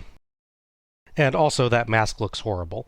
Yeah. You're already copying the character, so at least get the mask right. If I worked for Marvel, I'd sue over how badly they copied Spider-Man, rather than just for copying him himself. No, yeah. But going from red and blue to neon green and purple. It's horrible. And they put the spider on top of his head. Yes. Rather than on the front of his outfit. Yes. Again, to avoid copyright, I actually thought it was the drawstrings for I think it might be, yeah. But when you see him from above, you see it's a full spider with the head and the body and the legs going over. It might be functioning something else too, but it's designed to be a spider logo on his head, not his chest. It's so bad. So bad. It really looks like you just bought a Spider-Man costume at a Halloween store and repainted it, but then lost the mask and made your own going off of no picture references whatsoever. It was good enough. Are you implying that WCW would buy a Halloween mask and spray paint a different color and give it to somebody else? Yes. They've only done that twice before. Oh my gosh, yeah. Oh, and Arachnid is, of course, from Web City. Because, of course, he is. It's just... this is the stuff that comes up that I honestly, this is so bad, but these are the moments that I really love WCW. Where it's just this absolute comedy of errors of making this character where you're doing a copyrighted gimmick on a guy you've already done at least one, maybe two, arguably copyrighted gimmicks on, and you're also doing it in the worst possible way with the most horrible colors you could possibly imagine. It takes real talent to be this bad at your job. Oh, yeah. And it's all because apparently Brad Armstrong was a very talented wrestler, but like Terry Taylor and other people, just didn't have a certain extra oomph that you needed, and especially going into the 90s when Sting is so prevalent and Luger is so vibrant, you have these bigger-than-life personalities coming in, and they decided he wasn't good enough just being really talented but not that exciting. Yeah. I just don't get why they couldn't just leave him as vaguely resembling Magnum TA like he did last time we saw him. No, yeah. That seemed to be working for him. I guess they comic books. Because you got a pseudo Iron Fist in this one too. I mean, I guess one of the outfits, I think it looks like him. No, I can see that, yeah. Yeah. Now we have an actual match to discuss too. Yeah, I know. I thought we just did. I know. Felt like it, right? JR, for some reason, says that we're going to see more continuity than in any match we've seen tonight. I guess maybe because it's four faces, so there won't be disagreements from that standpoint. I'm not sure what he means, really. That's generally his point, yeah. He also compliments WCW's marketing, since lots of fans are wearing Starrcade shirts. Tony says that Bad has to be considered a top contender to Jushin Liger's light heavyweight title, and adds that the same could be said of Arachnid. No, Tony, no. But it's nice of you to try. Yeah. Bad and Chip have a quick exchange and challenge each other to box, but ref Randy Anderson warns them to keep their fists open. Chip asks the crowd if they want to see a fight, so Bad sucker punches him in the gut and batters him around the ring. JR tries calling Bad's elbow drop a power drive elbow like Muta's, but it's nowhere near as awesome as that. No. Chip finally counters a Bad whip with a spring off the turnbuckle into a crossbody for 2, and we get tags to Arachnid and Scott. I have a feeling that this isn't going to go like Spider-Man vs. Bonesaw. No, it is not. Scott hits power move after power move on Arachnid and easily counters his speed, finally sending him over the top rope with a Steiner line. Bad does little better, hitting a few punches before Scott nails a double-leg takedown that JR points out as more spine buster, and runs Bad chest first into the top turnbuckle. Tony says, he's not just a bad man, he's a hurting badly man. JR kind of pauses for a moment, then finally says, is that like a bone in his cap? Or like a feather in his head, Tony replies.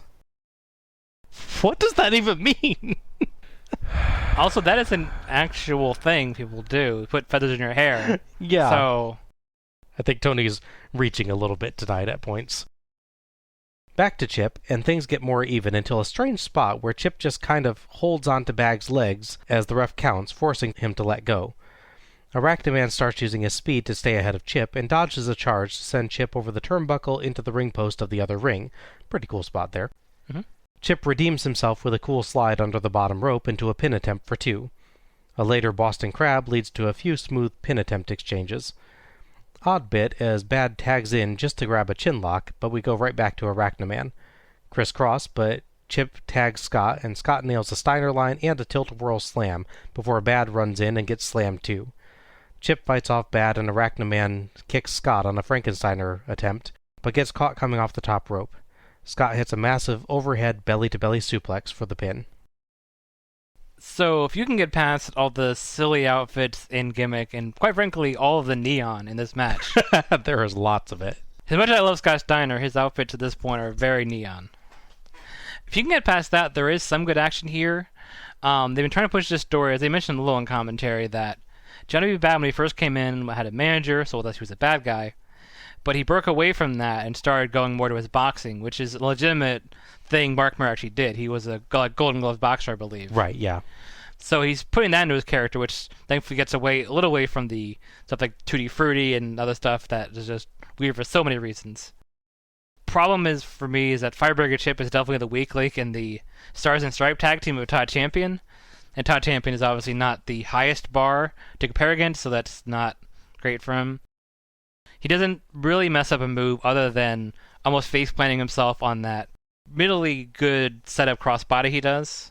He definitely shoots it a little bit and almost, smacks his face on the ring, which I think even JR mentions that nearly hurt himself more as well. Yeah. Arachnid, for his terrible outfit gimmick aside, is still Brad Armstrong, so his general wrestling performance is really good. He has the one hiccup where he clearly sees Scott Steiner the last bit of the crisscross and then runs anyways. Yeah. He half stops, looks at him, then runs again, and then is surprised when this giant man in neon appears in his path. Spider senses didn't work too well there. You mean arachnid senses? No, Okay. I don't. Okay, just checking. I do like Scott doing the belly suplex for the win. I kind of thought it would be the side one. That generally looks more like a strong, impactful, like body slam one. Mm-hmm. But you get the interesting comparison of Rick Steiner doing that exact same move to Vader early in the show, and him doing it to Arachnoman, which is kind of funny. Scott drew the easier card tonight, I think. Absolutely, yeah. The match isn't bad. It's just so much silliness and so much stuff that's just kind of okay when Scott's not in it. It doesn't quite elevate as much as I would hope. Mm-hmm. It's good performance for Scott Steiner and other people involved, but it's not as good as it could be. Okay. There's a lot to unpack, but Sure. I'm going to overlook the fact that they look like an alternate version of the band that does YMCA. Village People. Sans Steiner would have to get some other outfit. I was very surprised at the lack of Steiner in this match. Mm-hmm. There was a lot of points where they hold a submission hold for a while, or run and do laps. Gotta get your steps in, man. Yeah. So I know. I just was not expecting him to stay out. When he came in, there was a little bit of revival in action. I didn't mind Marrow's looked like MMA boxing kind of strikes and everything. They looked clean, and it had added some energy to the match. Arachnid was able to pull off some moderate skills here and there, but it all seemed like it was in slow motion or very measured out, which I do not expect that friendly wall climber. It was nice to see Scott finish out the match, but I have this feeling that it could have been done a lot quicker. Mm-hmm.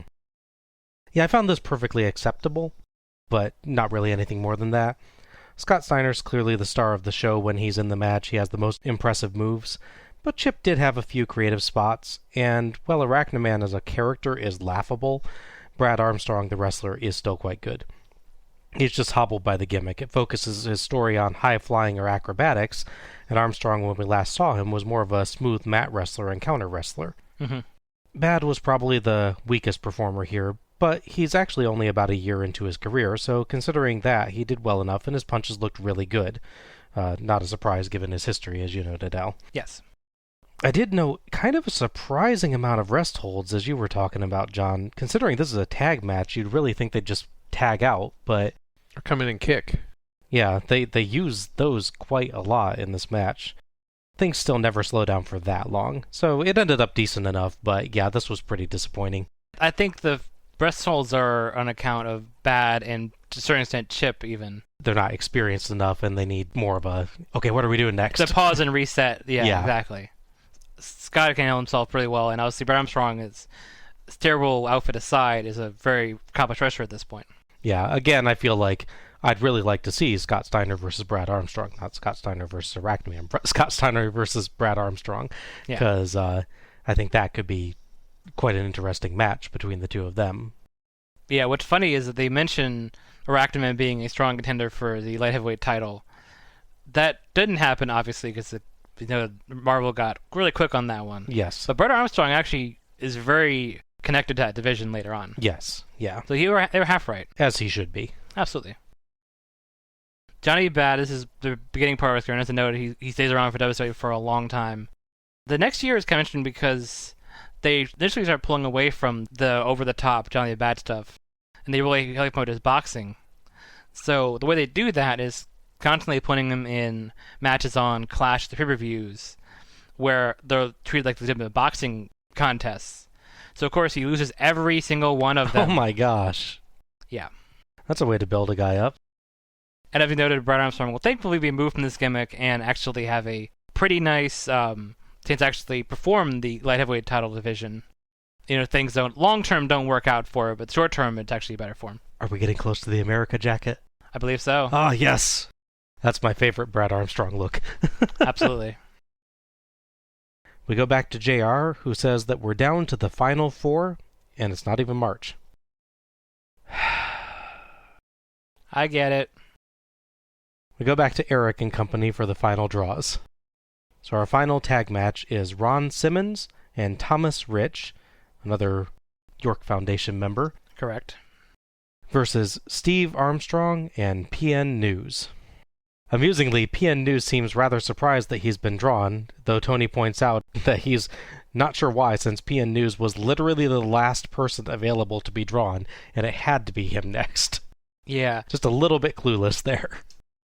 Tony notes that Tracy Smothers, Steve Armstrong's similarly attired partner, is still backstage dressed to wrestle, and he wonders if he might interfere during the match. JR agrees that it's possible. I do have to say, as they come out, I kind of like the bearded look for Thomas Rich. It's a little more distinctive than the last time that we saw him, I think. My only issue is I think his overall look doesn't feel like the I'm part of this big business group organization thing. True, yeah. It just feels weird to me. It's a good generic heel look, but it doesn't really look like businessman type of... Yeah. Yeah. Like everyone else had that look down at top, and it's just him. Yeah. Simmons and PN News both seem rather disappointed with their partners, and Rich asks Simmons to trust him and looks for a high five. Simmons declines, but agrees to start off for their team. Armstrong ignores Simmons and mugs for the crowd, so Simmons taps him on the shoulder to get his attention, intentionally avoiding actually striking Armstrong there. Mm-hmm. Good face, he makes sure that he's in the match first, but shows his dissatisfaction. Simmons hits a big military press and dominates, but things get more even after a tag to Rich. They go back and forth, and Armstrong eventually gets advantage and holds Rich on a tag to News, but News makes him let Rich go. Rich versus News goes about like Graham versus Kazmaier, with News just throwing Rich around the ring, and the crowd chants for Simmons, so Rich obliges, and then tells the crowd to shut up. Simmons and News high-five as Tony tells us that they're friends and they've tagged before. Simmons breaks clean in the corner, but News hits punches on his turn. They trade charging at each other and big power moves, and News tags Armstrong as Rich and Simmons argue over tagging. Rich accepts the tag after Simmons gets Armstrong dazed, and Rich uses his wrist tape to choke Armstrong. But Armstrong reverses and uses the tape to choke Rich instead. Rich flees and tags Simmons, who looks at him in pure disgust. Armstrong attacks while Simmons is arguing, but Simmons just takes him down with a big clothesline. Rich tagged back in, and he hits fist drops and knee drops to Armstrong, but tries to tag right back out and is denied by Simmons. Armstrong takes back over and runs him into PN News' knee, so Elegante is the only face that has a problem with doing that, I guess. Yeah, that's so. News and Armstrong trade off against Rich. He nearly escapes a few times, including dodging an Armstrong Stinger Splash, of all things. Yeah. But tries to get in another hit and loses track of his corner and keeps getting beaten down some more. Armstrong knocks him to the apron and stands on his neck, which brings Simmons and News into protest. After a lax Armstrong pin, Rich tags Simmons. Simmons kicks Armstrong in the gut, power slams him, and slams News. Armstrong charges, but Simmons hits his awesome spine buster and gets the pin. This is definitely a great showcase for Ron Simmons. It's not a whole lot for everybody else, though, which is kind of a shame. Steve Armstrong definitely has less stalling and more action than his tag partner, which is good. Yes. It's also incidentally weird that the show is bookended by Young Pistols in tag matches. Point. I did not think of that till just now, which is weird. I feel a little bad for Ron Simmons because at this point they are heavily pushing him, as they will continue to do for quite a while. I think he has to be in this match to add the name value to it. Mm-hmm. So he basically left with whoever is still there, which is kind of the way it worked for him, unfortunately. One half of a low-ranking tag team on their way out, and Thomas Rich, who's not the most important performer on the show, and PA News has his own issues to deal with. I'm glad that he's there in the sense that he definitely elevates this more than would have been if they'd swapped out, say, Terrence Taylor for him and put him somewhere else. That could have been a worse match, but I was kind of hoping for more with Ron Simmons, but it's just, he can only do so much. Mm-hmm. It was a really interesting match in that it was not interesting to me at all. Nice. Ouch. And well, it was. I mean, like, you know, everyone had like a few moments in the spotlight, and then like they just, I don't know. This is not the commentary I want to be giving, but I think it is appropriate for this match. I'm giving this level of commentary. I was just not impressed with anything specifically, other than this is the first time I've ever seen arm tape used as a throttling or a garrote. I will give them that for creativity, but other than that, Was it almost worth it for that spine buster at the end? well, yeah, it was a good finishing, but that's about it. Honestly, I was zoning out. Even on the second rewatch of this, there was a point when I was watching the original ones. I think this was the match that I fell asleep during. It's 10 tag matches in. It was kind of hitting me like that too. It's like this has been going on for a long time with all the same type of match, and this has to do something to stand out, and it really doesn't. Mm-hmm. Was that kind of how you were feeling on it? Absolutely. Yeah, this felt pretty slow to me. We had several pauses as Simmons and Rich argued, or Armstrong just kind of stalled, not as much as his partner, but still some.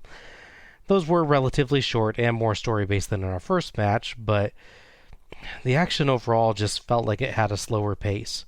They weren't stopping, they weren't using lots of rest holds, but they just didn't move quickly. When Simmons was in, things picked up quite a bit, and he definitely had the best showing for himself with some impressive power spots and good intensity. Nobody else really stood out, though. I did like the disagreements between faces and heels on the teams, but it was weakened a bit by News being willing to take cheap shots on his own. Kind of lose the moral superiority when you also club your buddy on a break. Yeah. It's not a bad match, but for the final tag match on the show, it needed to be better and more interesting than this. And Simmons did great at the very last, 20 seconds of the match? Mm-hmm. Yeah. I mean, it looked smooth, it looked powerful, and, it was really snappy, but I could have used that intensity at any point Yeah. before. I think the one other compliment I will give it is I feel like Thomas Rich has much, much more character here than he did the last time that we saw him. He was kind of this bland babyface type of thing, where in this it felt like he's a guy that enjoyed the heel role more. Yeah, this is just not what we needed for the final tag match of the show. You maybe could have put this earlier in the show and maybe put that. Well, I didn't like the match as much. I would see more storyline players putting the Sting Abdullah thing as the last match. Yeah. Because that would further emphasize the Sting is fighting uphill in these scenarios to get where he's got to go. I could see that, yeah. You could throw Steiner in this one. He might have actually got more action. Yeah, Simmons versus Steiner would have been pretty cool. But yet, without changing who's in what match, the placement of the match is where this really suffers. Yeah. Because it doesn't have any big wowing things to do. You get any of the better matches and put them here, the one with Liger and Kazmaier, for instance, put that at the end. You'd have something more interesting at the end of the show.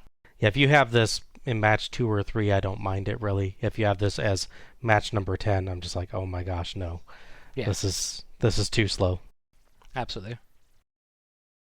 So, as I noted at the beginning of the episode, Steve Armstrong with his partner is out of the company in January. P News is a different, more interesting story.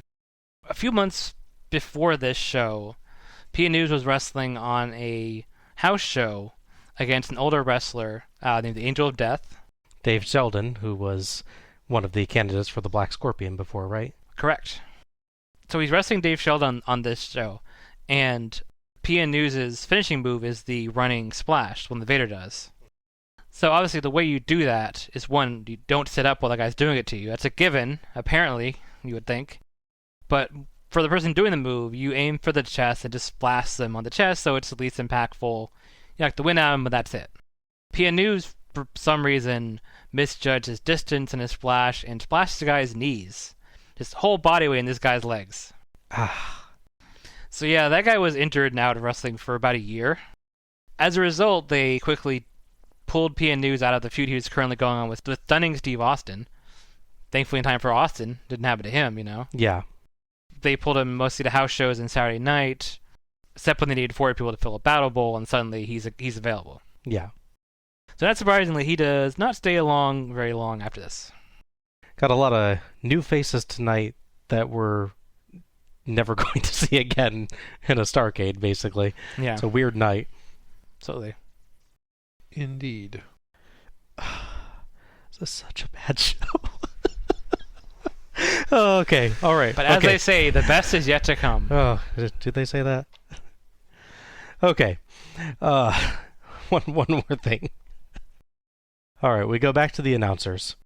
And JR and Tony discuss the qualifications for Battlebowl and whether Luger might still be paying Abdullah the Butcher since he kept going after Sting.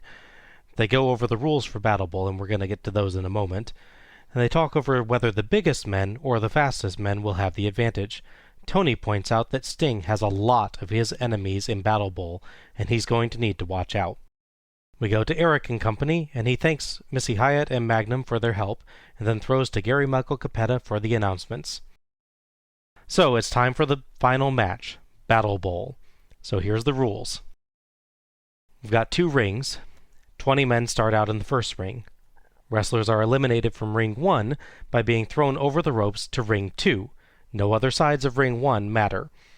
Wrestlers can start fighting immediately in ring 2 as soon as they're in there. Wrestlers are eliminated from ring 2 by being thrown over the top rope to the floor. The side of ring 2 that leads back to ring 1 doesn't matter. When one wrestler remains in ring 1, he gets to rest while ring 2 sorts itself out. When one wrestler remains in ring 2, ring 1's finalist and ring 2's finalist get back into ring 1 and fight. And now a wrestler is eliminated by being thrown over the top rope of ring 1 to the floor. It's so simple. Yeah. So these are obviously really complicated, but also something occurred to me. Mm-hmm. So this is basically double elimination, right? Yes. Yes. You're thrown out of ring 1, you get in ring 2, and you're actually eliminated by being thrown out of ring 2, right? Yes. Correct. Unless you're the guy that won ring 1. In that case, in the final stage, you can just be dumped out of ring 1 to lose. Your reward for winning ring 1 is only having to be eliminated once to lose. That's a fair point, yeah. But you get to rest. You get to rest, yeah, so there is that. And I guess we can kind of treat it as a separate match of sorts at that point, but it still seems kind of like a cruddy reward. You can almost call it the match beyond. and since, like, in theory, like, someone could be tossed, when they're still sorting out ring 2, someone could be tossed from ring 2 to ring 1, not be disqualified, and just start fighting the guy that's in ring 1 who's supposed to be resting. Point. That could happen as well, yeah. That really should have come up at some point. Yeah. We don't know. All right, so it's time for Battlebowl. The wrestlers come out with what looked like some malfunctioning pyro, as only one sparkler actually goes off. The 20 men participating come down the ramp, so we've got Big Van Vader, Marcus Alexander Bagwell, Jimmy Jam Garvin, The Natural Dustin Rhodes, Bill Kazmaier, Jushin Thunder Liger, Stunning Steve Austin, Richard Morton, Todd Champion, Abdullah the Butcher, Firebreaker Chip, Thomas Rich, who comes out grinning like a fool, the All-American Ron Simmons, Ricky the Dragon Steamboat. The cameraman nearly falls off the ramp as he's trying to film Ricky, and Ricky gives him a look like, you okay there, man? Just so in awe of Ricky Steamboat. Yeah, I guess Loses so. his footing. Mr. Hughes, Scott Steiner, Lex Luger, accompanied by Harley Race as the stage pyro finally actually starts working, Rick Rude, accompanied by Paul E. Dangerously, Double A. Arn Anderson, and Sting. All 20 men start in the first ring and brawl, and it's pretty darn near impossible to follow, Yes. but I'm going to do my best here. We get a whole lot of spots starting out where wrestlers struggle to dump each other out of ring 1 to the floor, even though that doesn't matter in this match. We get Kazmaier and Rude trying to dump Hughes, Hughes and Vader dumping Kazmaier to the ramp. Vader twice gets Steamboat onto the ramp, once via clothesline from outside and once by military press. Both look awesome, but both don't matter. Champion and Rich fight on the ropes. Kazmaier and Champion try to dump Luger out, and more, all on the sides that really don't mean anything. They're all used to normal battle royales. I'll say one thing on the Vader Steamboat thing. I think it's less that they didn't know the rules, so much as they wanted, like, 3 feet of space to do their own stuff. Yes, probably. So they fought to the ramp, like, we're going to fight here for a while, let's do stuff. That makes sense. Tony makes a fairly good point that if you want to be the last man in ring 1, you should really just stay over by the ramp. Thomas Rich gets tossed to ring 2 first by Todd Champion. Tony points out that Rich can rest until someone else gets in there, so it's not all bad. It doesn't take long before Bagwell gets thrown over there by Morton, though. The first time the crowd really reacts at all is Sting versus Luger, as they briefly brawl.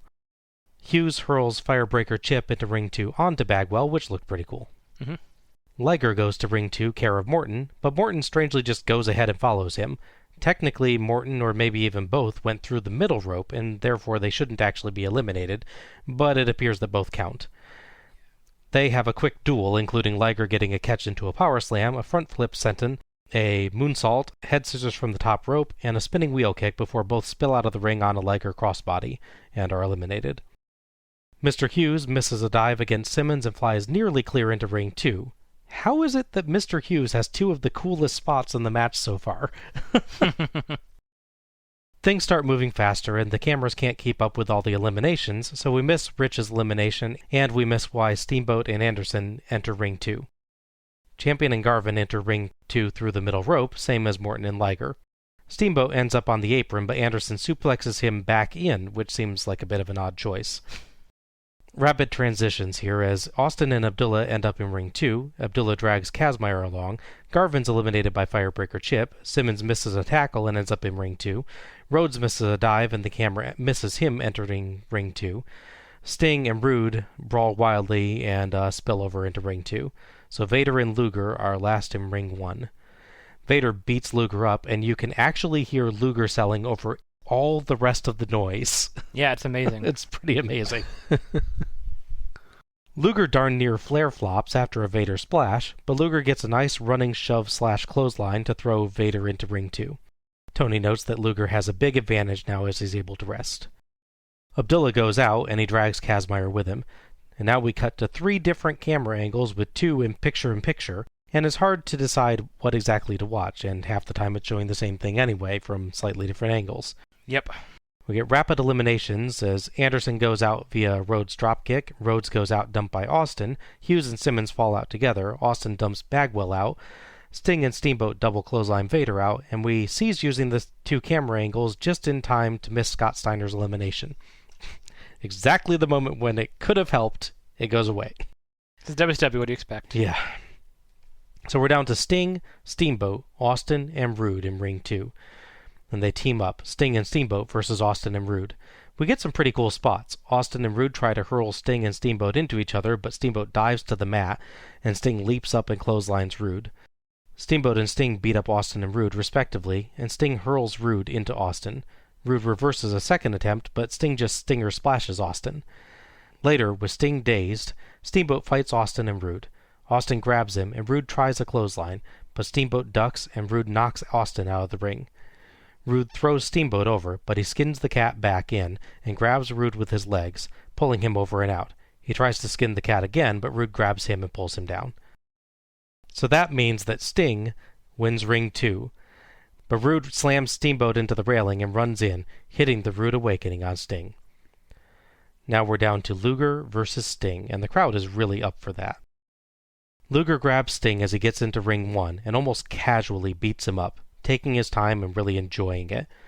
Race tells him that he should end it now, but Luger wants to have fun.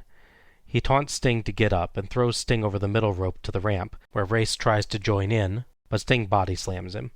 Luger knocks Sting off the ramp to the railing, but Sting fights back and slams him into the railing multiple times. He rolls Luger back in and keeps control, getting Luger propped up on the turnbuckle for kicks. Race tries to interfere again, but he gets suplexed, but Luger dodges a Stinger splash and Sting nearly goes out, teetering on the ropes before he falls back in. Luger signals for the end and throws Sting over the top rope, but Sting hangs on and falls back into the ring. He poses and yells, and it's rapid punches, breaking for an odd little dance, before a one-handed bulldog and a clothesline to knock Luger over the top rope. Luger tries to hang on, but Sting runs up and shoves him to the floor, winning the match. Yeah, this is very, a lot. My first note was long and confusing. Nobody seems clear on the rules, constantly fighting outside and not trying to get eliminations. Yeah. As I said, I think some of that is due to them just their instincts taking over and trying to throw people on the outside, and then they realize it doesn't matter, just pretending like they did it on purpose. I think some of that's definitely just also trying to get space, like it's mentioned with Vader and Steamboat. I think they want space. There's a bit later where I think it's Dustin Rhodes and Arn Anderson on the outside. They brawl outside for a little bit, yeah. So they did. I think they just want space. Yeah. Arn's like, let's get some room and let them sort this out, and we'll come back in a few minutes. Yeah. Yeah, the being thrown in the ring 2 thing is confusing because they're so close together. Some people try to go over both of them. Obviously, it doesn't work out super well for Mr. Hughes, who almost made it over. Oh, yeah, poor guy. And to be fair, I don't think that's an easy thing to do. It's a needlessly complicated thing to do, which is why you have people like Morton do it just rolling in afterwards. Even Vader. Vader's thing is he's clotheslined / shoved over the rope, end up between them, and sort of begrudgingly goes into the ring. I think that is actually the rule, though, that as long as you're thrown over the top rope of ring 1, it does count. Oh, no, it's I just get some it. of them, yeah. It's just funny from the idea that he's like, no way I'm going over both of these. Yeah. I guess I gotta go now. Yeah. There's 2 stories of the match. The latter part of the match, when it's down to 5 people, is actually pretty good. Essentially the mini tag match, because we need more tag matches in this show. Yeah. With Sting and Steamboat against Austin Roode is actually really good. I'm sure it's a tag match we get at some point on a Clash or another show, which I'm sure is worth watching. I like that they sort of, with as well as Austin Roode were in the previous match, their teamwork's used against them and they're eliminated. Mm-hmm. I like because I'm glad they don't sort of bury Steamboat, that he gets cheated out of his victory by probably dangerously in Rick Rude. And obviously the final part with Sting and Luger is really good.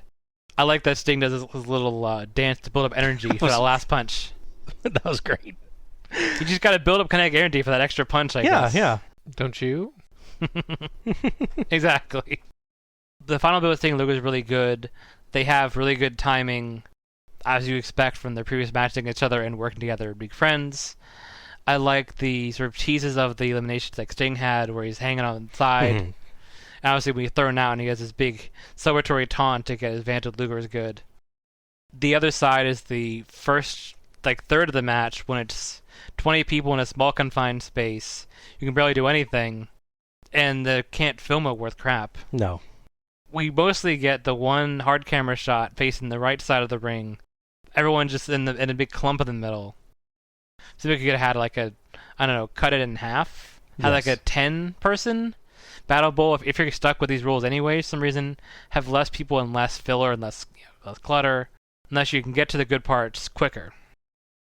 I'm surprised they didn't make in your commentary that there's a long section, which is not mentioned on commentary, but it's in the front of the shot, where it's Bill Kazmaier and Abdullah Butcher in a bear hug, while Abdullah is just casually sitting on the second rope. I think I totally blanked out on that and utterly ignored that was even going on.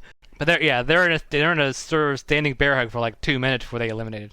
I guess I didn't need a bear hug on top of everything else that was going on here, so. Okay. I get the premise. Yeah, I know your explanation, Bob, was very good.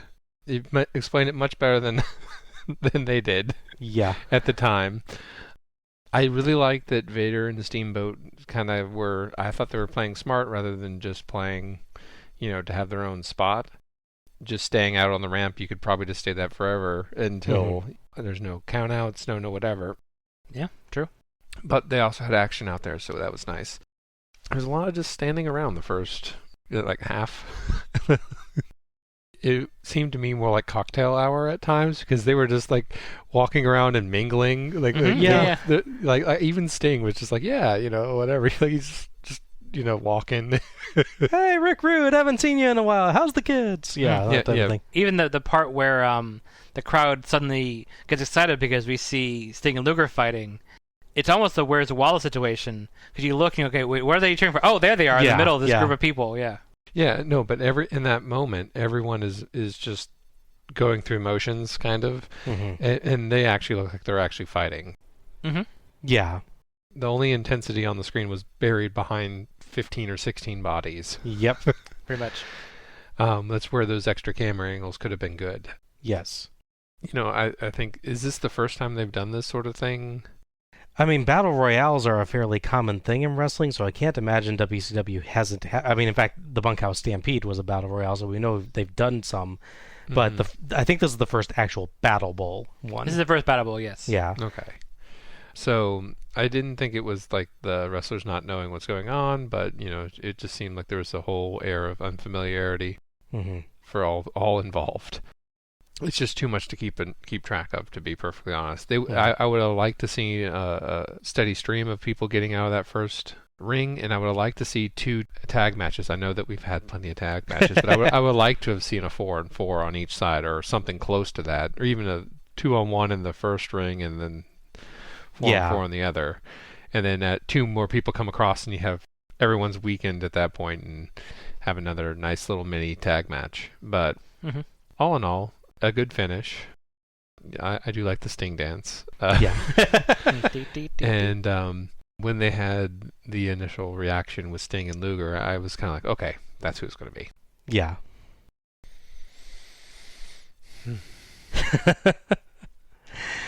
Yeah. The first portion of this match was utterly worthless. There were far too many men in the ring for me to even hope to pay attention. They kept trying to build tension by risking being thrown out of sides that wouldn't eliminate them anyway. Once we started getting guys in ring 2, it got easier to follow. You had fewer men in there at any one time, so they had the opportunity to put together some actual sequences rather than just brawling around the ring nonsensically. So no surprise that almost all of the entertaining bits of the match happened in ring 2. Morton and Liger's duel was a nice bit. The best part of the match was probably Steamboat and Sting versus Austin and Rude. Yeah. I wish that had been a Lethal Lottery matchup, as it clearly would have been awesome. The final bit with Sting versus Luger was good and had a hot crowd, and Luger played the sneering, arrogant villain role to the hilt. And Sting did a great job desperately fighting back with the last of his strength. So if you watch this, fast forward at least until Rich and Bagwell are both in ring 2. Things start to actually happen then. Until then, Battle Bowl is a tremendous bore. I feel like Battle Bowl as a concept could work if you had one more rule. I know there's already plenty. If you had one more rule, this could work. And that's, we do a quote-unquote random drawing to determine the entrance order for ring 1. And we do that like the Royal Rumble. There you go. And then people still have the get into ring 2, and then you can be actually eliminated. But you have a flow that way. You have a flow into ring 1, and from ring 1 to ring 2, and from ring 2 out, and then finally end up with the final 2, and that's golden already. That was fine. Yeah. But the way they did it here is just like, until people start getting into ring 2, it's so boring. Yeah.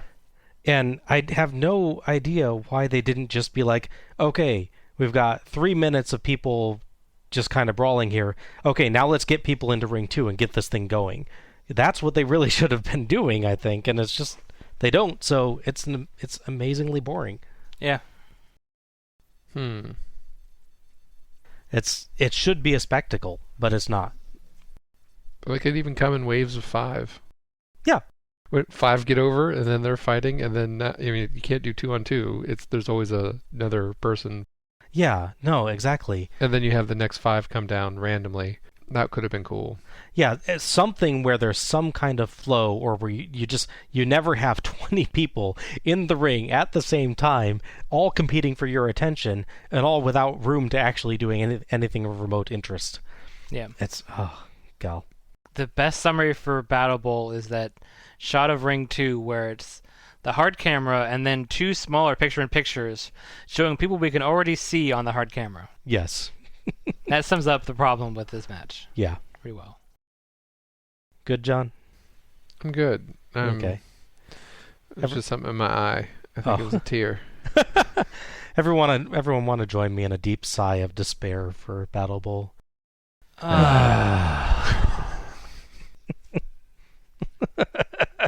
It's a proper Norman. Yes. There we go. So, obviously the point of this show is clear, to promote the Sting and Luger match, which Sting is rewarded for winning Battlebowl. Or for enduring Battlebowl, as the case may be. Sure. But and just to be clear, there is no actual prize for Battlebowl other than being declared the first Battlebowl champion, which they try to make sound prestigious.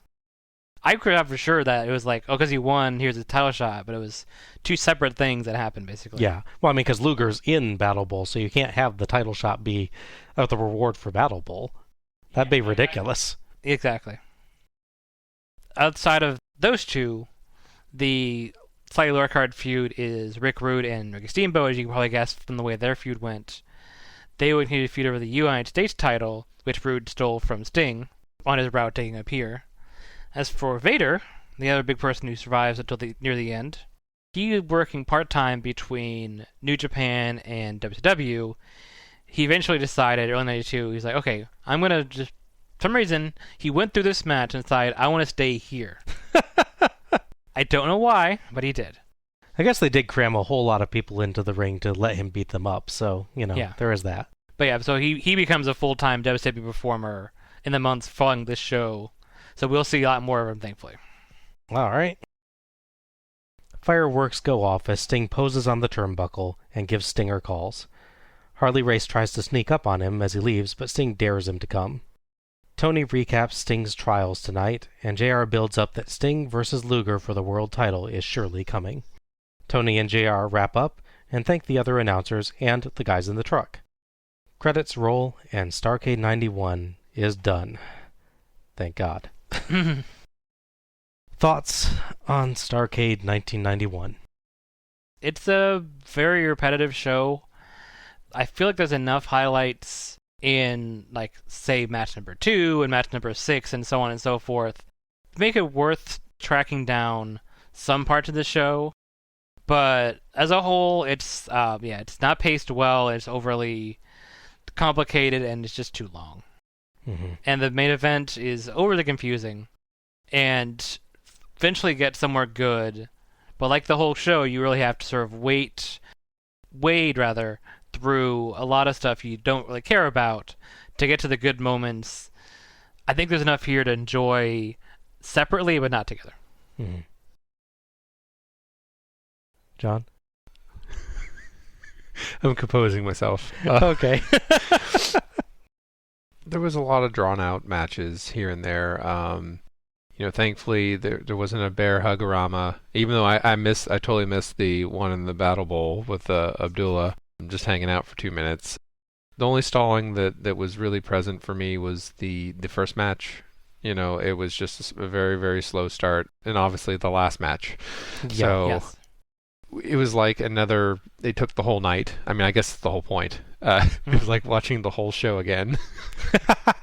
Where it started like a mini show at the end. It's like a recap. Who wins, and it goes really slow for the first half. There was a lot of great matches that I liked. A lot of new people for me. Some that I didn't mind, but others might have. It's a worth watching, but I would not, having seen it all. I think you need to fast forward some when convenient, or find some good highlight reels. Maybe watch the matches that really stick out to you. Yeah. I'm gonna come out and say it. For me, this was a bad show. Fair enough. Getting this out of the way up front, we had 10 tag matches in a row. That is too many tag matches, period, much less all in a row. A few did differentiate themselves, Zbyszko and Elegante versus Morton and Rhodes, Steamboat and Champion versus Cactus Jack and Parker, Sting and Abdullah kind of versus Pillman and Eaton. The rest all felt pretty similar, differences in style at times, but not in substance. And the ones that differentiated themselves were generally more angle than match. Now, some matches were okay, some were even good. Many performances were fine, but it's 10 matches with quote-unquote randomized tag teams, some of which work better together than others, and none of which put on a match that's of the level of quality that we've seen on prior shows. Few matches have much in the way of emotion or have any storyline beyond tonight. Some are fun to watch, but they all feel just flat. There's just not much to get into and no connection to make. There's no promos. None. It would have helped a lot to have some. Talk to the Freebirds about how it felt to be on opposite sides. The Steiners about how it felt teaming with other people. Get some sneering from Austin and Rude about them getting to team up. Maybe have a veteran like Steamboat praise a new guy like Todd Champion after working with him. And above all, let Sting talk! With everything he was going through, I really wanted to hear from him. It would have brought so much more energy to things. Yeah.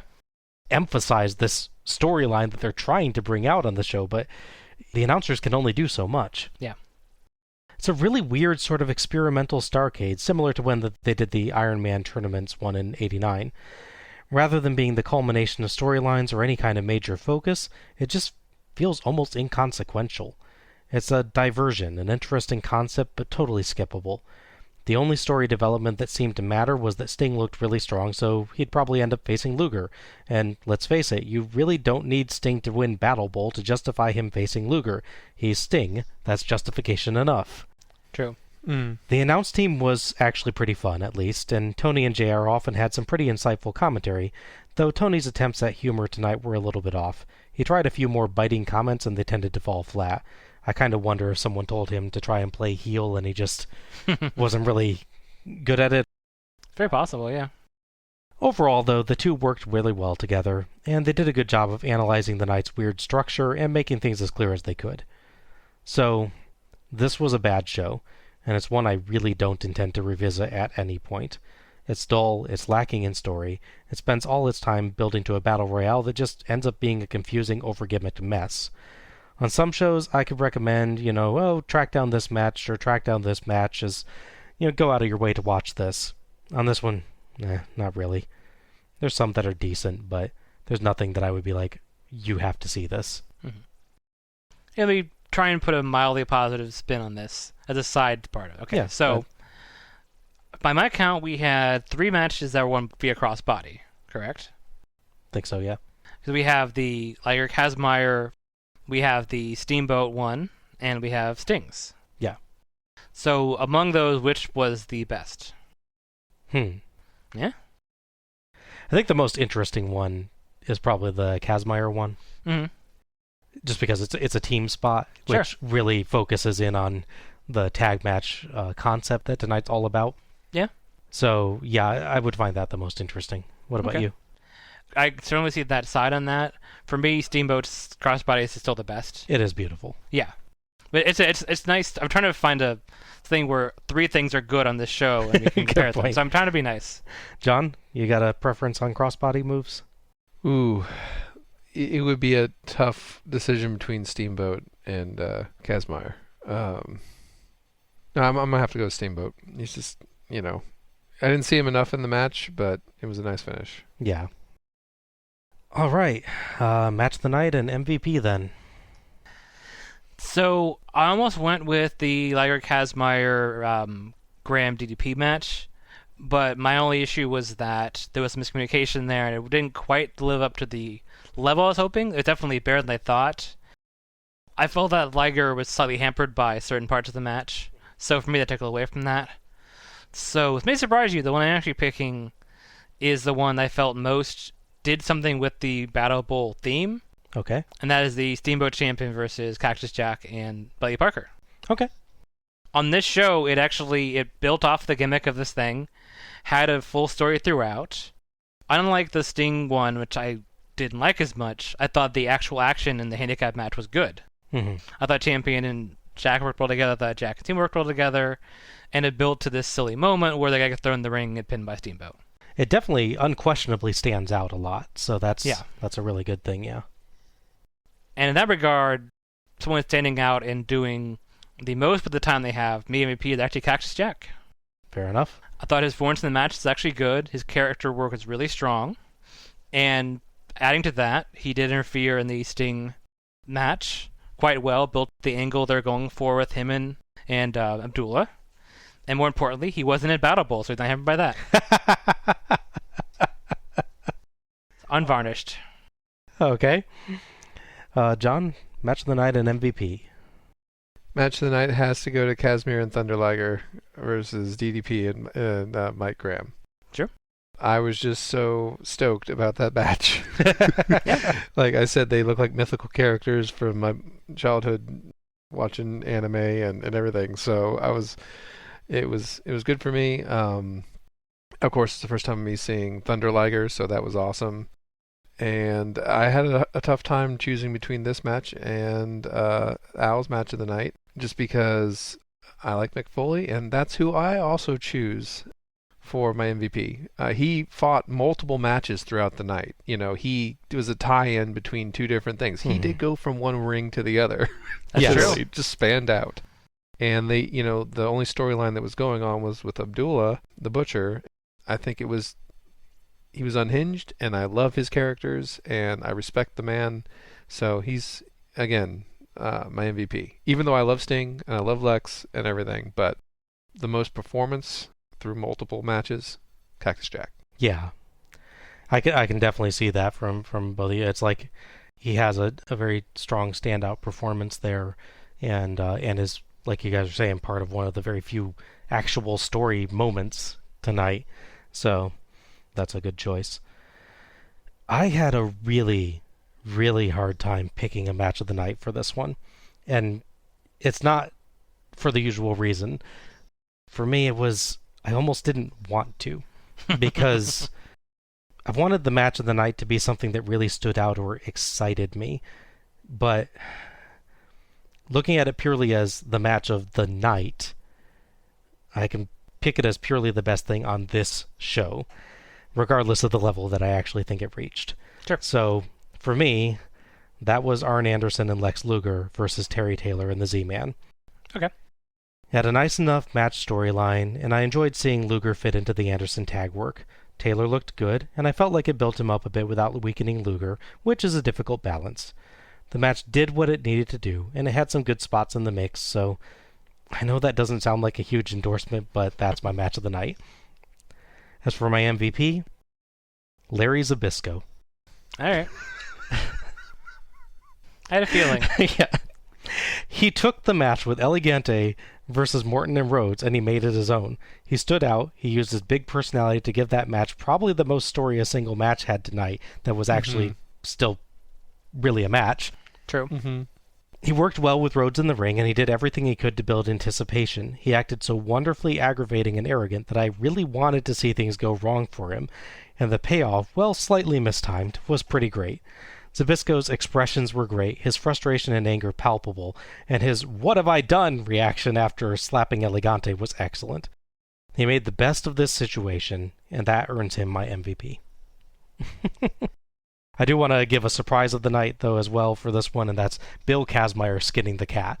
Yeah, sure. I never expected to see that. That was amazing.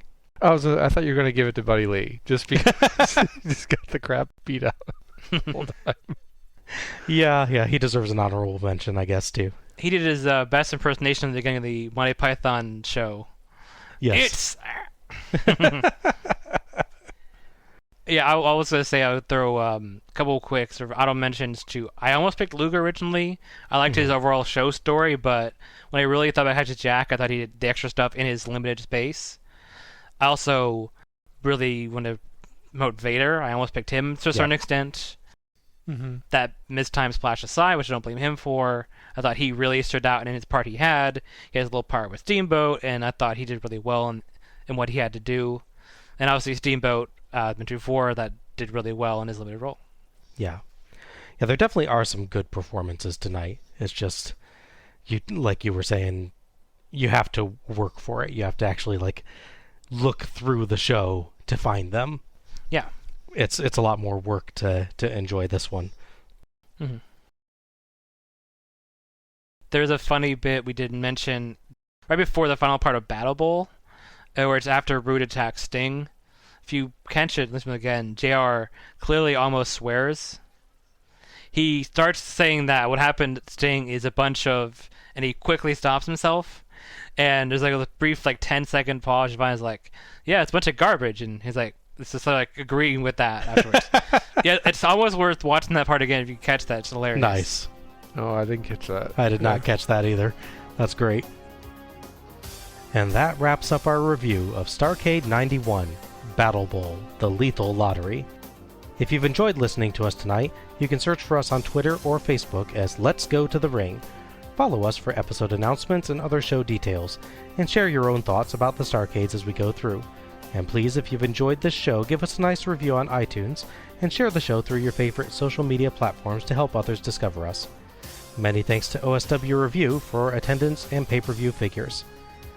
Join us next time for Starrcade 92, Battlebowl, the Lethal Lottery 2. Again. Yeah, they did this again.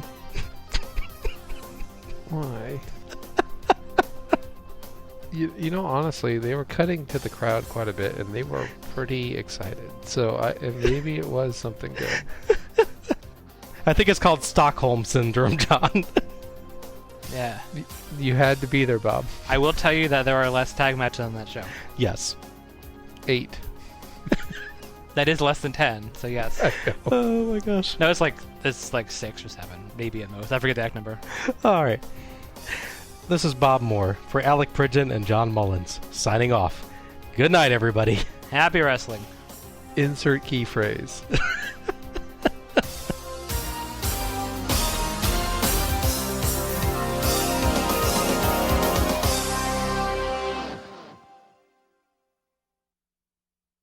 So that means that Sting wins